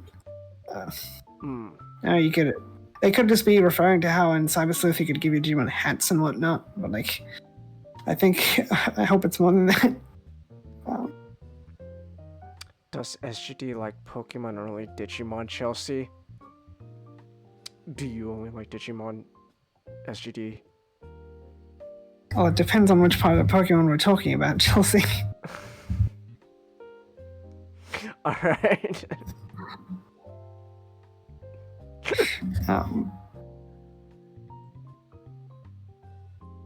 But like they've said the story is going to be more aimed at children. Like, I hope so, because like a problem we have, like, it's just a global issue. A lot of people are like, oh yeah, we're gonna make things more adult and mature. Like, okay, you don't know what makes adult stuff mature. Yeah. You just make something adult, but this isn't mature. They also said like, oh, certain familiar characters will be appearing, even though it's not supposed to be connected to Cyber Sleuth. Which means Mireille from Digimon World is coming back. Yay! Don't like Mireille. Mireille exists just to be esoteric and view nonsensical piffle. It's like, by changing the present, you're also changing the past. Like, oh, piss off whoever wrote this. That doesn't mean anything. You're just trying to sound smart. Alright. Like, you know, the game focusing on the Olympus 12, like, a criticism I have with the trailer is, you know, Digimon is the only sort of real new Digimon that's given any focus. And be like, oh, you gotta have Agumon and Greymon and Omegamon there for the normies. Like, yes, but also the normies are gonna be expecting those. That's not gonna generate conversation. It's like keen-eyed people can notice things like, oh, Locomon's in the game. Like, Locomon wasn't in Cyber Sleuth, even though Grand Locomon was for some reason. Alright. We're like, people are like, oh, these Digimon are no, like, these Digimon are not new. Those were in Cyber Sleuth. We're big Renamon plush at Chelsea. I don't know. I don't know. I'd be a little scared. Some commissioners are already on it.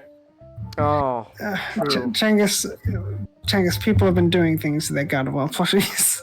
I know. The difference is, I think the difference is Pokemon won't know that people do that, and they don't care. I think Bandai's like, hey, let's not go in that direction, please. Alright. Like, the game's supposed to be about the Olympus 12. Like, you could tease the Olympus 12 a little bit, guys. Come on. People are noticing, like, in the rating things, it confirmed Bacchusmon, who's already confirmed for the game, because it says, one Digimon is referred to as an alcoholic and drinks wine from a barrel. Because, yes, Bacchusmon is an alcoholic. Ah, I see.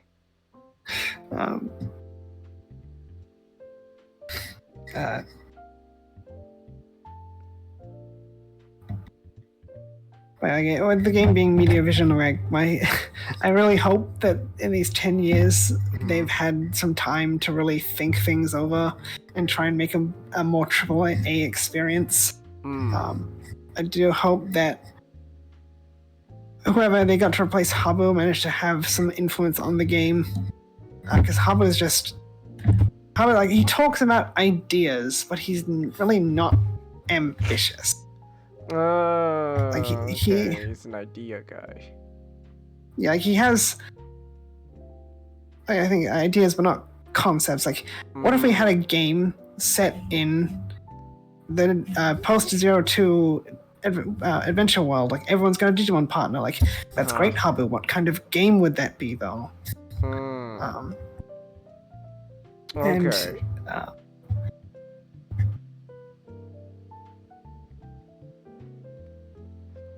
It's like he kind of just, I don't know like why he says he was a Digimon fan when he didn't seem to be interested in doing a lot for the franchise.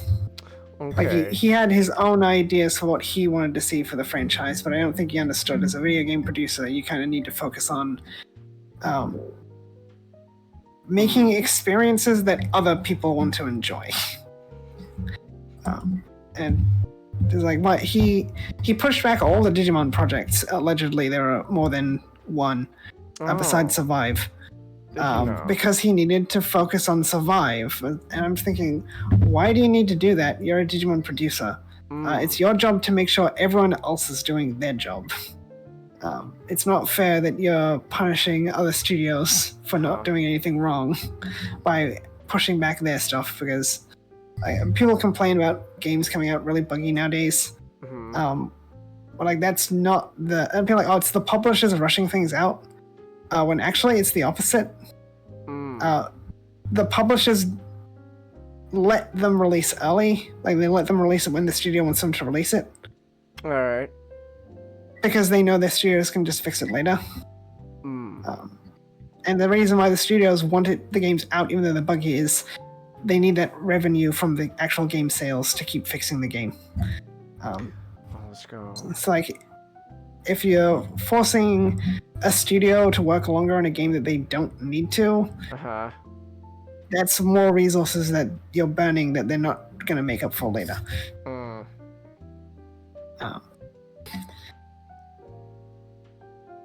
But like, yeah, so we haven't seen the new, we don't know who the new producer is replacing Habu, but already seeing a bit of a lack of ambition with Time Stranger. Like we think we know the 3 starter Digimon are Patamon, Gomamon, and Pico Devimon. Which, not really happy with those choices. Oh, okay. Because, you know, it's like people think that they cut off the roster when they started working on the game, which they never said that. They said that for Survive, that they cut off the roster very early in development. It's like, but they haven't said anything about the roster in Digimon, sorry, Time Stranger. And here's the thing. You have 15 years of Digimon to pick from. So why, across 3 games, have the 9 starters all been from like the first 2 to 3 years? Nostalgia. Because in oh my gosh, Digimon Cyber Sleuth, it's the same Digimon from the first 2 years, man. Holy shit, I need it. Yeah, it's like Digimon Cyber Sleuth. Like they all have the vaccine data and virus type triangle to pick from to start from. Cyber Sleuth had Haguramon, Palmon, and Terriamon, and yeah, it's like I can understand those choices to an extent because like Palmon is from Digital Monster. She's popular from the anime. It was the first 3D game for a while. Haguramon had a fair few anime appearances, wasn't really that notable at Digimon. It's from Digimon Pendulum. And then Terriamon, who is the youngest of any of the starters across the 3 games so far, was popular in the anime, added in 02, had a lot of focus.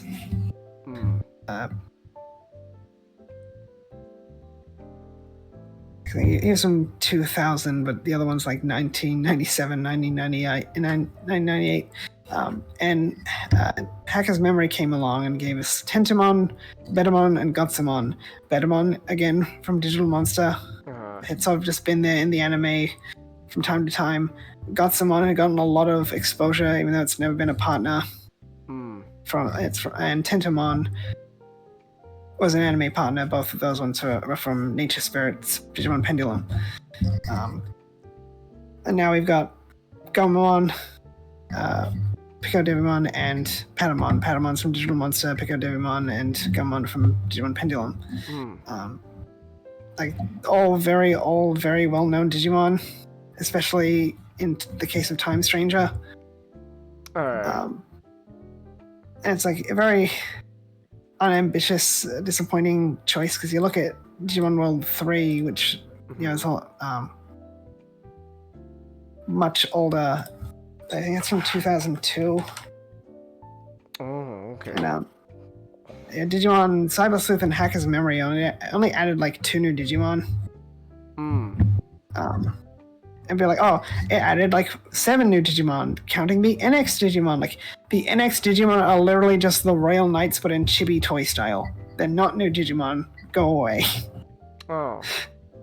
You can't put like a chibi Omegamon in called Omegamon NX. Say that's a brand new Digimon. Like, it's not though. It was a pre-order bonus or something. Oh, alright. Like Digimon World, it's real weird looking back at older Digimon games. Like, why do you stop doing this? Like, Digimon World, but Digimon World 3, I think, influenced what Digimon Story would become. Because the original Digimon World games were like, you had one Digimon and it would fight in real time, but you'd give it commands on the sidelines. And then Digimon World 3 comes along. Digimon World 2 comes along, and it's like a 3v3 battle. And then Digimon World 3 is the same. It's a 3v3 battle. So to start out with, in Digimon World 3, you would pick a pack of 3 Digimon. And I wonder, like, why doesn't Cyber Sleuth and Hacker's Memory let you pick 3 Digimon at once? Because you fight with 3 Digimon, so why do they give you 1 to start with? Because it would probably alleviate my criticisms if you could pick from 3 of 3 Digimon. Because when Digimon World 3 was coming out, Tamers was airing. So when you'd pick from one of your 3 groups of 3, there was a Balance Pack, Powerful Pack, or Maniac Pack. And they had a good bit of diversity between the available Digimon.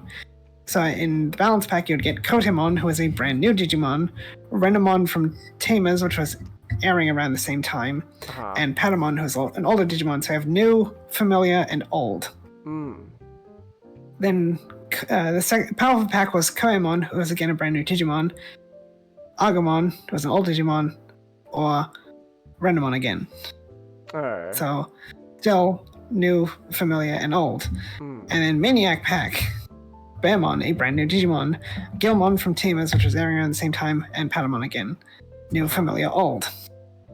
And Kotemon, Koemon, Bearmon all got 3 new evolutions. And the enemy of the game was also a 4-stage new Digimon. Alright. So I see people hoping, like, I hope that Gumamon, Patamon, and Pico Devimon get brand new lines. It's like, probably not. I think that would kind of... I think they went with them because they do have clearly defined lines in Digimon history, which, like, that's the way all the partners have gone so far in the past 2 games. Which, because like Palmon, Togemon, Lilymon, Rosemon, Terriamon, Galgamon, Rapidmon, St. Galgamon, Hagoromon, Gardramon, Andromon, Hyandramon, Betamon, Seedramon, Mega Seedramon, Metal Seedramon, Gutsumon, Golemon, Volcamon, Power Volcamon, Tentamon, Kabuterimon, Atlas Kabuterimon, Heracles Kabuterimon. They have things like people are gonna know those Digimon, they're gonna know what they turn into. Gomon, Ikakamon, Zudamon, Plesiomon, or Vikemon if you're a loser. Vikemon is Armadimon's Mega. That's why it's a free attribute. I'm not kidding. Alright then. Pick out Devimon, Dan Devimon, Neo Devimon, Dan Devimon, or Vamdemon, and Neo Vamdemon. Neo Vamdemon's different. Bilal Vamdemon, or Femdemon. There's a lot of Peko Digimon. Patamon, Angemon, Holy Angemon, Seraphimon. Very to be expected lines, and really not any ambition or creativity behind them. Alright. I would hope that them focusing on the Olympus 12, we can get a few more Digimon themed around them, like a Vestamon said before. I do worry about, we have at least 13 Digimon that have to be in the story, as 13 as characters, like Aegeamon and Chippermon, counting them as the same character, because they're going to be the same character. Because there's the Olympus 12, and there's also Plutomon. There's going to be Titamon, which you see in the trailer, because you can't not have Titamon. It's Titamon in the Olympus 12. There's shadowy figures. I hope those aren't non-digital life forms, because I'm really sick of fighting non-digital life forms in my Digimon. It's like if in Pokemon it had Ultra Beasts, and it made it very clear Ultra Beasts are Pokemon. Alright. You can catch Ultra Beasts, you can battle with Ultra Beasts. Ultra Beasts are Pokemon. In Cyber Sleuth, Eaters are not Digimon. You cannot capture Eaters, you cannot fight with Eaters. Kenzoku and Survive. Kenzoku are not Digimon, you cannot capture Kenzoku, you cannot fight with Kenzoku. So it's just a waste of resources in a game which doesn't need to be doing that. Like older Digimon games had non-Digimon, but it couldn't let you fight with everything. Even in Digimon World, there was a bunch of Digimon you couldn't obtain, but they were there to pad out the roster. But you couldn't actually obtain them because the game didn't have that much room. Modern games don't have those limitations. Okay. So if you have something that you fight in the game, you should be able to fight with it, because it's a monster catching game. There are some other things I noticed, like in the trailer, you see a Metal Greymon with red eyes. Metal Greymon don't have red eyes. They have blue eyes or yellow eyes, depending on the variant. So I guess some evil force is controlling everything. People think we see Yeah, this because like time travel will be involved. So people like, maybe Chronomon from Digimon Story will be in here, because Chronomon are some of the DS games.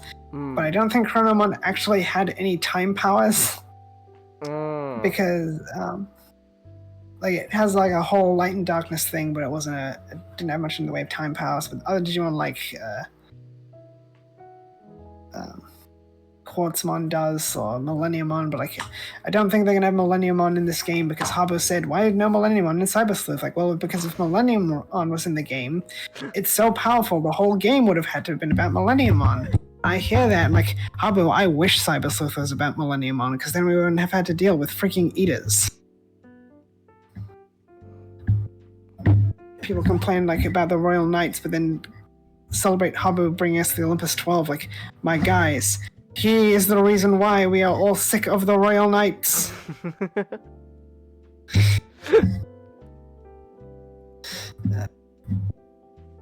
They could. No. I don't expect a Cronus Mon in Cyber Sleuth. Like, I don't know how they're going to time things. People think I see Homeros, because Homeros is from Digital World Iliad, and that's where the Olympus 12 are from. But they never said that the game's taking place in Iliad. They just said it's taking place in the digital world. And the Iliad, we don't know. Like, just because the Olympus 12 are involved doesn't mean it's going to be Iliad. Especially since Iliad's more of its own thing in the lore. The descriptions for the Olympus 12 also imply they exist in the world of Yggdrasil. Okay. And like this whole thing, like this 15th anniversary device says the Royal Knights are going to cross over to Iliad and meet the Olympus 12. Like, these guys don't pay attention to the lore. Come on, be serious. All right. Like,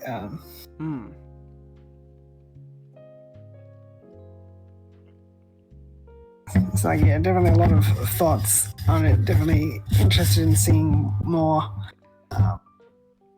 Feel like I hope we get a TCG set. And it's like, oh, it took us 10 years to get a Cyber Sleuth TCG set, which is coming out later this year. Like, the card game's 5 years old. The hell you mean it took us 10 years? I'm looking at all the sets. Like, looking at the sets, it seems like they're finally getting around to Cyber Sleuth because they're running out of ideas. Because a lot of things, like, oh, of course they did, like, Tamers and Frontiers and Cross Wars and more Cross Wars and Cross Wars manga and, like, all this stuff. Like, some ideas they definitely held off on because you gotta wait for the card game to build in complexity before you start introducing more crazy stuff. I think that if it's a big thing, they could do something that TCG set to advertise the games because they're doing several 25th anniversary anime things for the card game. All right. Like Survive seems like it didn't get a set because no one knew when that game was going to come out, so they couldn't have reasonably planned a set around something which Habbo could have changed the release date on a dime with.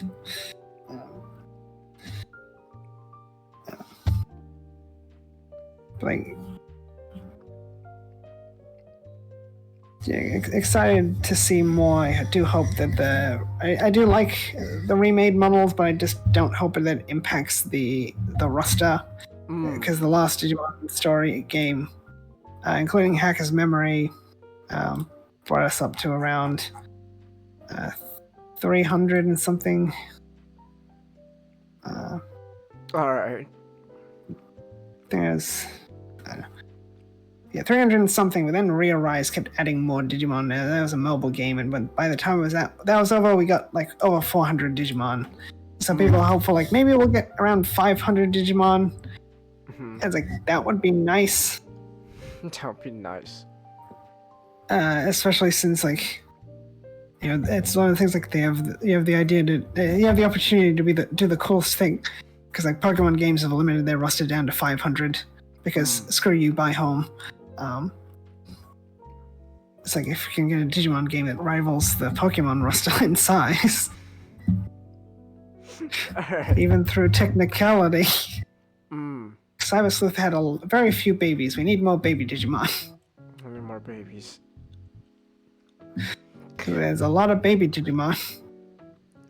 So we have really weird things evolving into each other. Like, why are you doing this?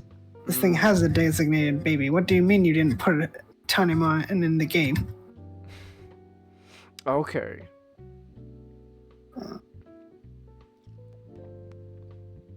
But I guess I'm cautiously optimistic for Time Stranger. I talked about the partners. Like, okay, I'm not excited by the partner choice, but I'm going with Gomamon because then I have a chance at getting Aegistramon. Because it'd be a crime if they did not put him in the game, considering he was made for a Digimon story game, and they didn't put him in the next Digimon story game. More baby Digimon, Chelsea. I know. Let's go. Also, I hope there'll be more baby Digimon. There's not a guarantee. I mean, it's not that big an ask. Considering the Digimon world has a bunch of baby Digimons. Also, hopefully they'll have Rafflesimon, who didn't exist at the time of Cyber Sleuth. Okay. People are hopeful they didn't cut off the roster in 2015 because we'd miss out on a lot of cool Digimon. But I would hope that it just seems silly that they would cut off the roster at a certain year. Like for Survive, I guess it made sense because it was supposed to focus on a smaller, on a less, more obscure Digimon. Now, of course, they completely failed at that because they said, 30% obscure, 70% known. And we wanted, for main Digimon games like Cyber Sleuth, and we presumed Survive was going to be more than 30%. Turned out to be less than 10% obscure Digimon, if we're being honest and acknowledging what the Japanese audience would have available to them. But Survive didn't use models. It used 2D sort of sprites. Okay. More complex than sprites, but get the idea. that would help with the 3D modeling. Like, I don't see why you would have to do a cutoff. You could because you think adding the Digimon to the game would be one of the later additions, and it wouldn't be that hard to add them in.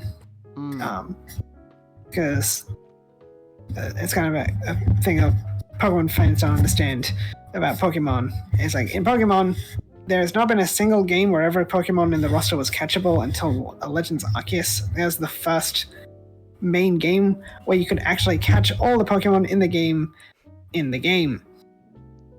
Ever since Red and Blue or Red and Green, Pokemon existed, you just couldn't catch them, you had to transfer them over. Just because the thing exists in the game doesn't mean it has to be something you can go out and find in the game. Like, there's definitely a lot of Digimon in Cyber Sleuth you're never going to encounter in, like, just wandering around a dungeon. You know, you're only going to encounter them by evolving your own Digimon or by battling a player or a character that has them. Okay. So I'd hope that, you know, there's definitely some Digimon would be really weird not to have in the game because it's been several years since they came out. Like the Gamamon line, it'd be kind of weird not to have Gamamon in the game, considering, you know, Bandai did a lot of advertising for Gamamon when Gamamon was a thing. And especially since, like, no people to Digimon aren't going to understand the development this game's gone through. Like, even people who are familiar with Digimon don't seem to understand. Just because it's been 10 years doesn't mean they've been developing the game for 10 years. We don't know how long pre-production was. We don't know if they took a break because of Hubba's shenanigans. Like, they're not going to understand, like, oh, sorry, we couldn't put Gamamon in the game because of the X, Y, and Z. It's like, but I watched a Ghost Game years ago, and Gamamon was in Ghost Game.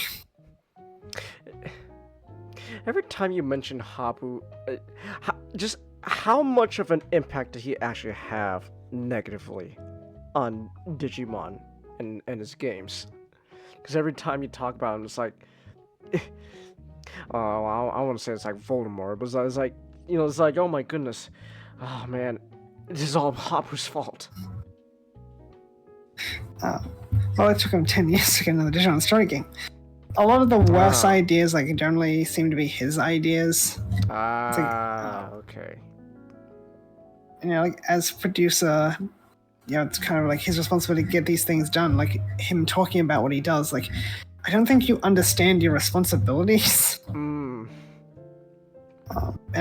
I've read people who are more familiar with this stuff, and, like, a big criticism was that he was very fan service heavy. You sent me something, Chelsea? Okay, what is this? Oh. Thank you, Chelsea. Very cool. I'm sure the individual who made this is a very sane person.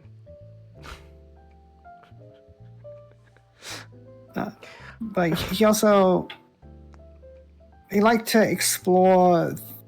He had ideas for Digimon, and he wanted to, like, consistently represent them, which are kind of annoying. Rather than letting each thing be its own experience, he kind of tried to go more heavily into the whole mystical aspect of Digimon, like the human connection and human and Digimon connection part. Okay. But the focus is, like, he's focusing too much on the mystical aspect, not enough on the human Digimon connection. Which has kind of been a big thing about Digimon from the beginning, was the human Digimon connection. Which, like, Survive was supposed to focus on that, and did a horrible job. Because, like, yeah, I think it's an unfortunate thing, like, he said he wanted to do it, but also the things he was working on, you would think, it's like, okay, Digimon story isn't the place to do it, because it's not designed to be like that. It's like Pokemon has the same problem, where it's supposed to be about you and your Pokemon, but the way the game's designed, they can't force you to bond with a Pokemon. Like, Let's Go Pikachu and Eevee were the closest they had, where they would always have Pikachu and always have Eevee, even if they're not in your party. But then we see when Hub is given the opportunity to actually try and tell those stories, he does a terrible job. So it's not just that this isn't the mediums for it. It's just he is not capable of expressing his ideas in a way that can be communicated to the audience through the games. Okay. Like he has all these ideas. Like you don't even understand what Digimon games already exist. Like let's make a Digimon RPG. Like you mean Digimon Story? That's the Digimon RPG games. It's like, a Digimon World game, but your Digimon live longer. Oh, so Digimon World, but your Digimon live longer. It's not a new type of game, Habu. That's Digimon World. Alright. Like he said things like, will we get like ports of the older Digimon games? Because like, we've got a couple. Like, I'd love to do that, but like the issue is the money. It's like, gee, Habu, maybe if you actually made Digimon games and made Bandai some money, they would be less concerned about smaller projects that don't make a lot of money. But the issue is you're not making Bandai any money, Habu.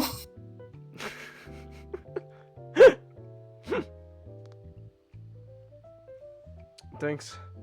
Thank you, Habu. Very cool. Because Survive got pushed back, he managed to get one of the old Digimon World games ported to PC. But the same problem with the Cyber Sleuth port is they ported it. That's all they did. So you hop onto the controls and on your PC, and it's like PSP controls. So just randomly mash the keyboard, hoping like which one opens the menu again. It says this letter, but that's for the PSP. But Bandai definitely seems to have a lot of confidence in this game.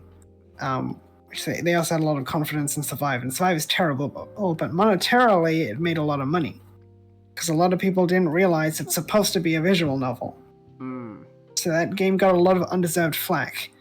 Well, I mean, it deserved to be hated, but people are giving it hate for the wrong reasons. They're hating it for the kind of game it was, not the fact that it was a bad game.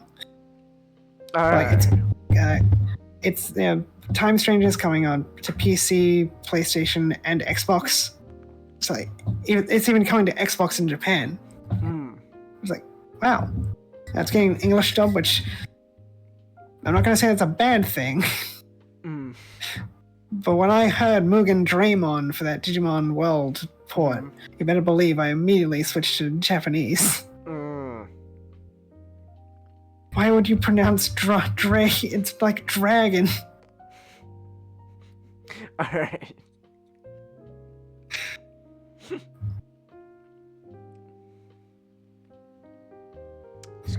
I guess that's all I have to say about it until next month. Until next month. At least other good Digimon stuff is happening. Like, I really did not like that Digimon Seekers prequel manga. It was supposed to be 4 chapters. They only made it 2. Oh. What happened so they're to doing the another other 2. The other 2 are going to be a brief sequel to Seekers. Oh, okay. I read the first one and it's already pretty bad. Oh.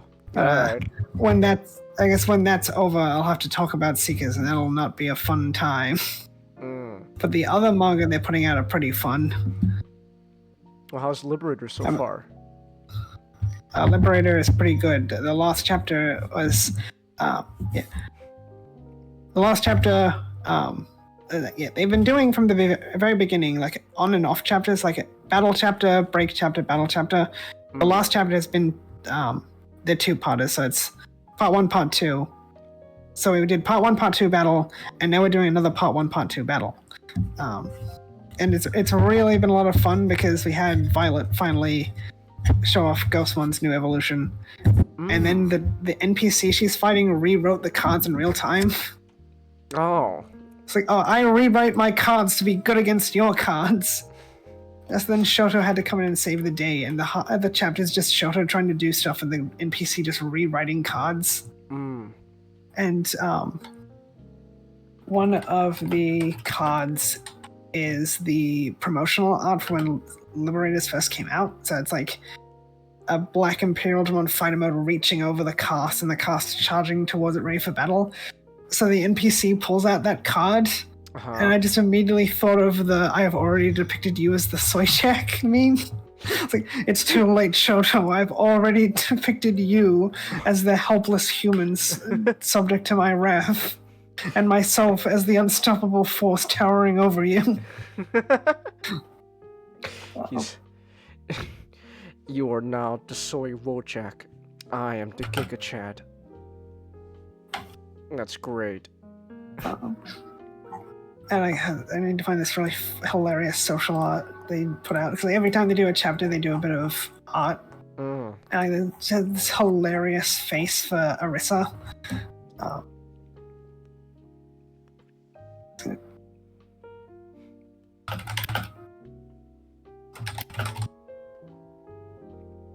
So I get the last chapter. So in part 1 of Show Me Your Brave Heart, which I love that title because that's a reference to Braveheart. The song, not the movie. Alright. And the previous one was Override Black, and Arissa's just watching while Violet has to deal with a card that just got overwritten. So for this, the art they did for that chapter is an NPC doodling on a card with crayon. Alright. It's the NPC is going berserk because a Wormon's making it go berserk, so the Wormon's just instructing it what to do. And Arissa has this insane face. Alright.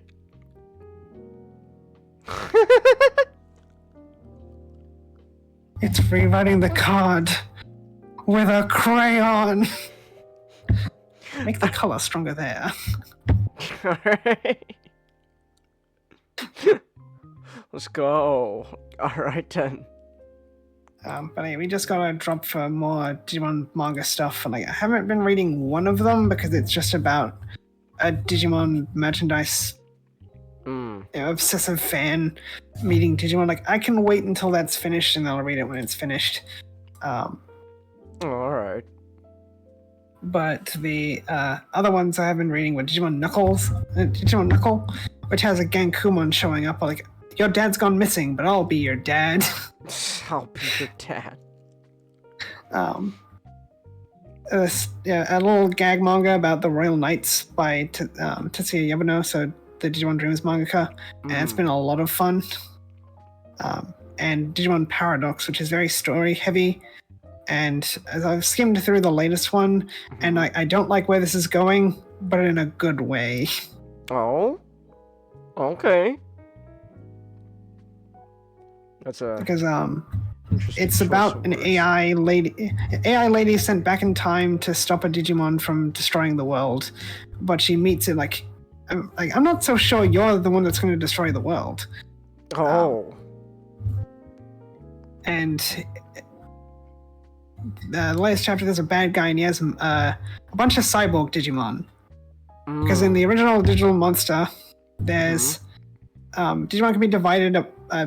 The 5 versions are just reskins of the first version.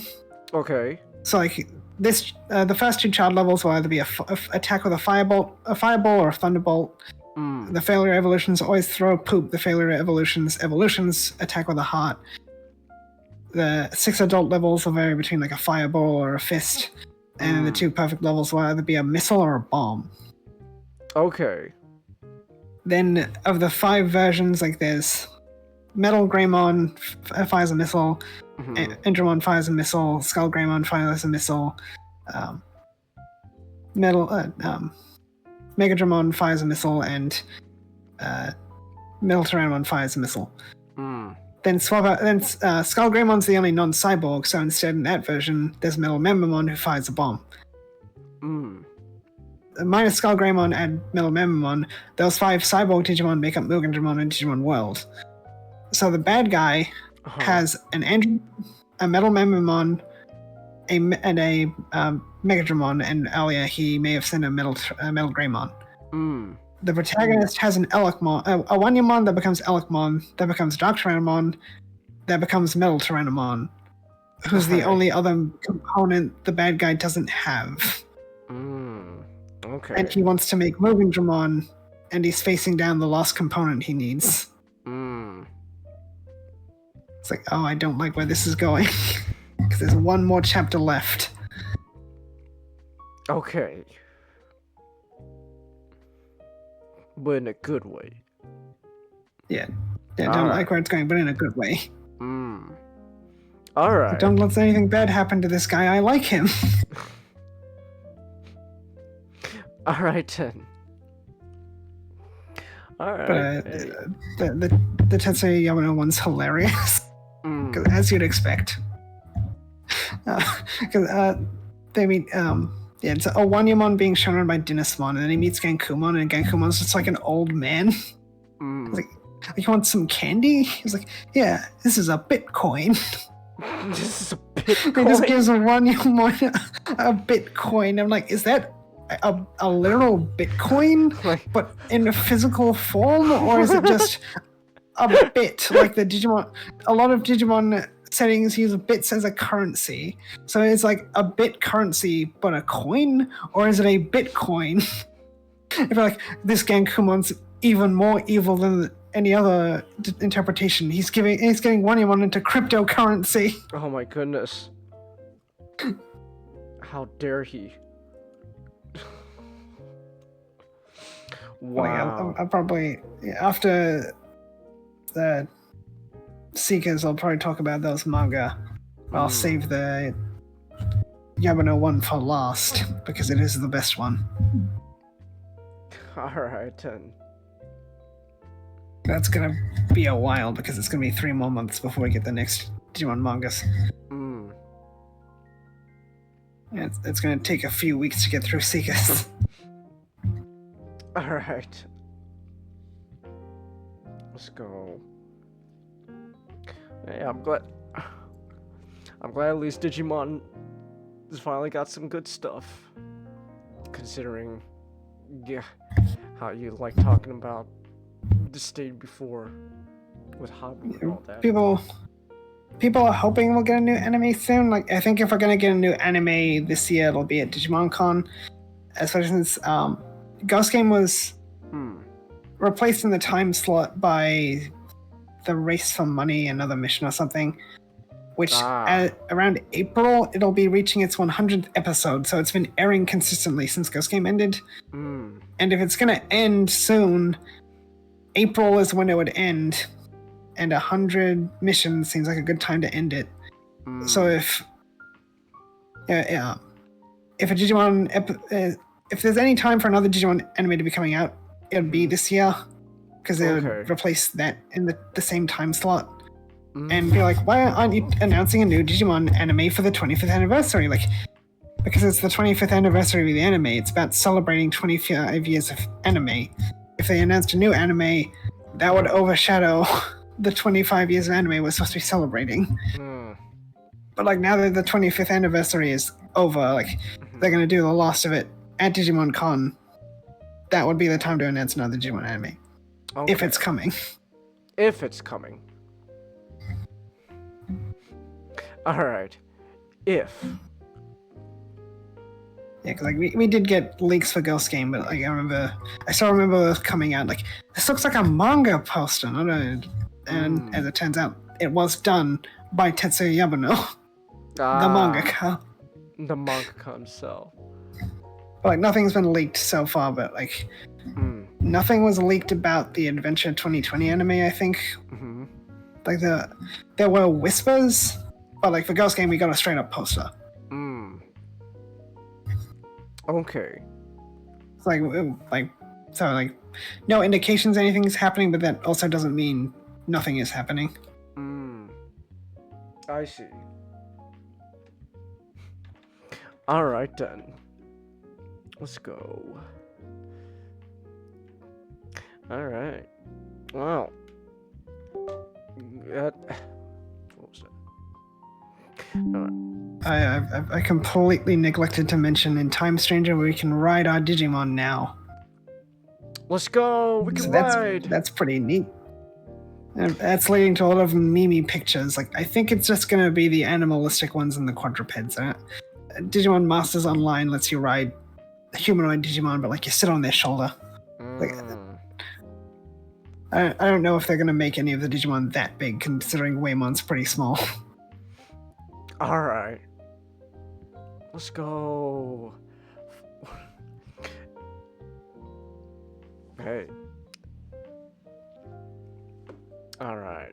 Well, in that case then. Oh my gosh, it's already 11. Wow, we spent quite a bit talking about Digimon. Look at that. Oh, excuse me. Wow. All right. Well, in that case then, it was fun. I'm glad you're enjoying Digimon again and all that. It's nice to see you have happy things to say and not just, you know, always. Man, you really don't like Habu. Alright. Well, hey, glad Digimon's doing good. Better Transformers. Oh. Yeah, and it's weird, like, people saying, Bandai doesn't care about this franchise. Like, there's a lot of fan bases who would wish their companies did not care about their franchise as much as Bandai doesn't care about Digimon. You know, consider Digimon is consistently Toei's third or fourth top earner with no anime airing. And, you know, I've said it before, if you're Toei's top 3 earner, that might as well be number 1, because you're never beating Dragon Ball and One Piece. It's like, that's the number 3 is the top spot you can compete for under Toei. Alright. It's like, yeah, the franchise, like, people understand, like, the franchise is doing pretty well. They're doing people complaining, like, Toei's doing a crowdfunding thing for some cassettes. And, like, Toei wants you to... Toei wants you to know this. Those cassettes, they're going to put them out on the wall. They're for free. You can take them home with you. It's to celebrate, like, they're putting out a bunch of cassettes that people can take home for free to celebrate the 25th anniversary of Digimon ending. Of Digimon anime ending. The crowdfunding, like, people, they can't pay money for advertisement. Like, it's not about paying money for someone else to advertise your stuff. It's gauging fan engagement. They're saying, like, okay, how much are fans like, what is our relationship with the fans currently? That, like, are they willing to just contribute this thing to the franchise because they love it? It's like a handful of years ago, Berserk did this exhibition where fans crowdfunded, like, a Nosferatu Zod statue. That's gauging, like, Berserk fans, like, how willing and engaged are they with the franchise that they're willing to contribute to something like this. It's not about getting someone else to pay for it. It's like a very clear and effective way to get good data on this stuff. Okay. And it's also like, you crowdfund the stuff, you guarantee you're gonna get a cassette. Because they also expanded it to, like, okay, it's not just gonna be one location, it's gonna be like 3. From, like, the overwhelming fan support they've gotten for it. Alright. Wow. That's cool. Full on cassettes. Alright. Well, I see people like Japan's really behind with technology. Like, they had flip phones up until a few years ago. Like, it's not that they're behind. It's like some people like older stuff. Like, vinyls have been making a comeback for years now. It's just there's nothing wrong with that technology inherently. Some people just like it. Let them like what they want. Yeah, like there's nothing wrong with flip phones. Like, I didn't get a phone until I was an adult. I just didn't need it. It's like people have smartphones because they want smartphones. So if people want a phone that isn't a smartphone, that doesn't mean they're behind in the technology. They just don't want a smartphone. Like, if I could have gotten like, a lot of places just don't sell non-smartphones anymore. Because I think they just choose not to. But if you sold something that wasn't a smartphone, people would probably buy it. Like, people are making flip smartphones now, because some people because, like, there is utility to a flip phone. Flip phones are coming back. Let's go.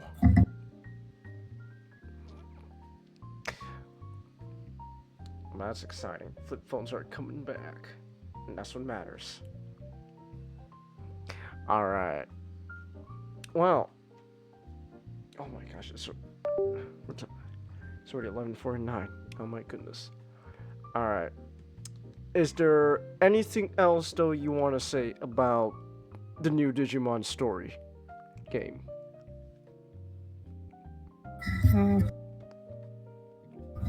No, I think I've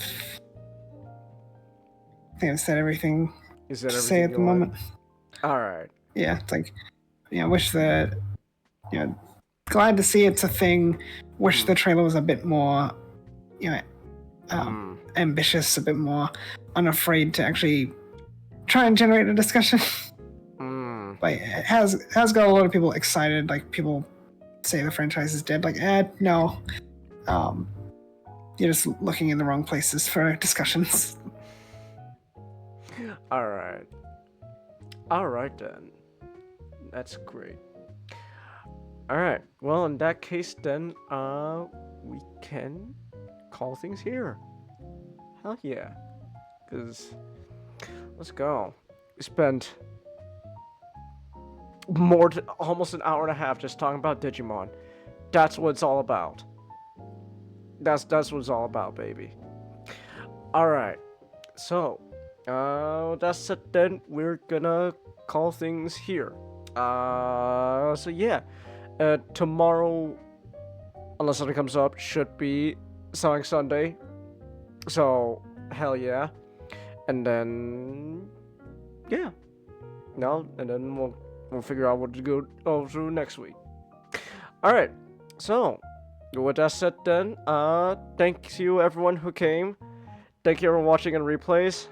I guess thanks Chelsea for sending me that random picture. Very cool, Chelsea. That person is definitely a sane individual. She DM'd you a random picture. She DM'd me porn. No, I'm just kidding. Oh, alright. When are you gonna do that? When are you gonna DM me porn, Chelsea? No, please don't. I hope you actually don't. Alright. So, thanks everyone who came. Thanks everyone watching on the replays. Until next time. Good night.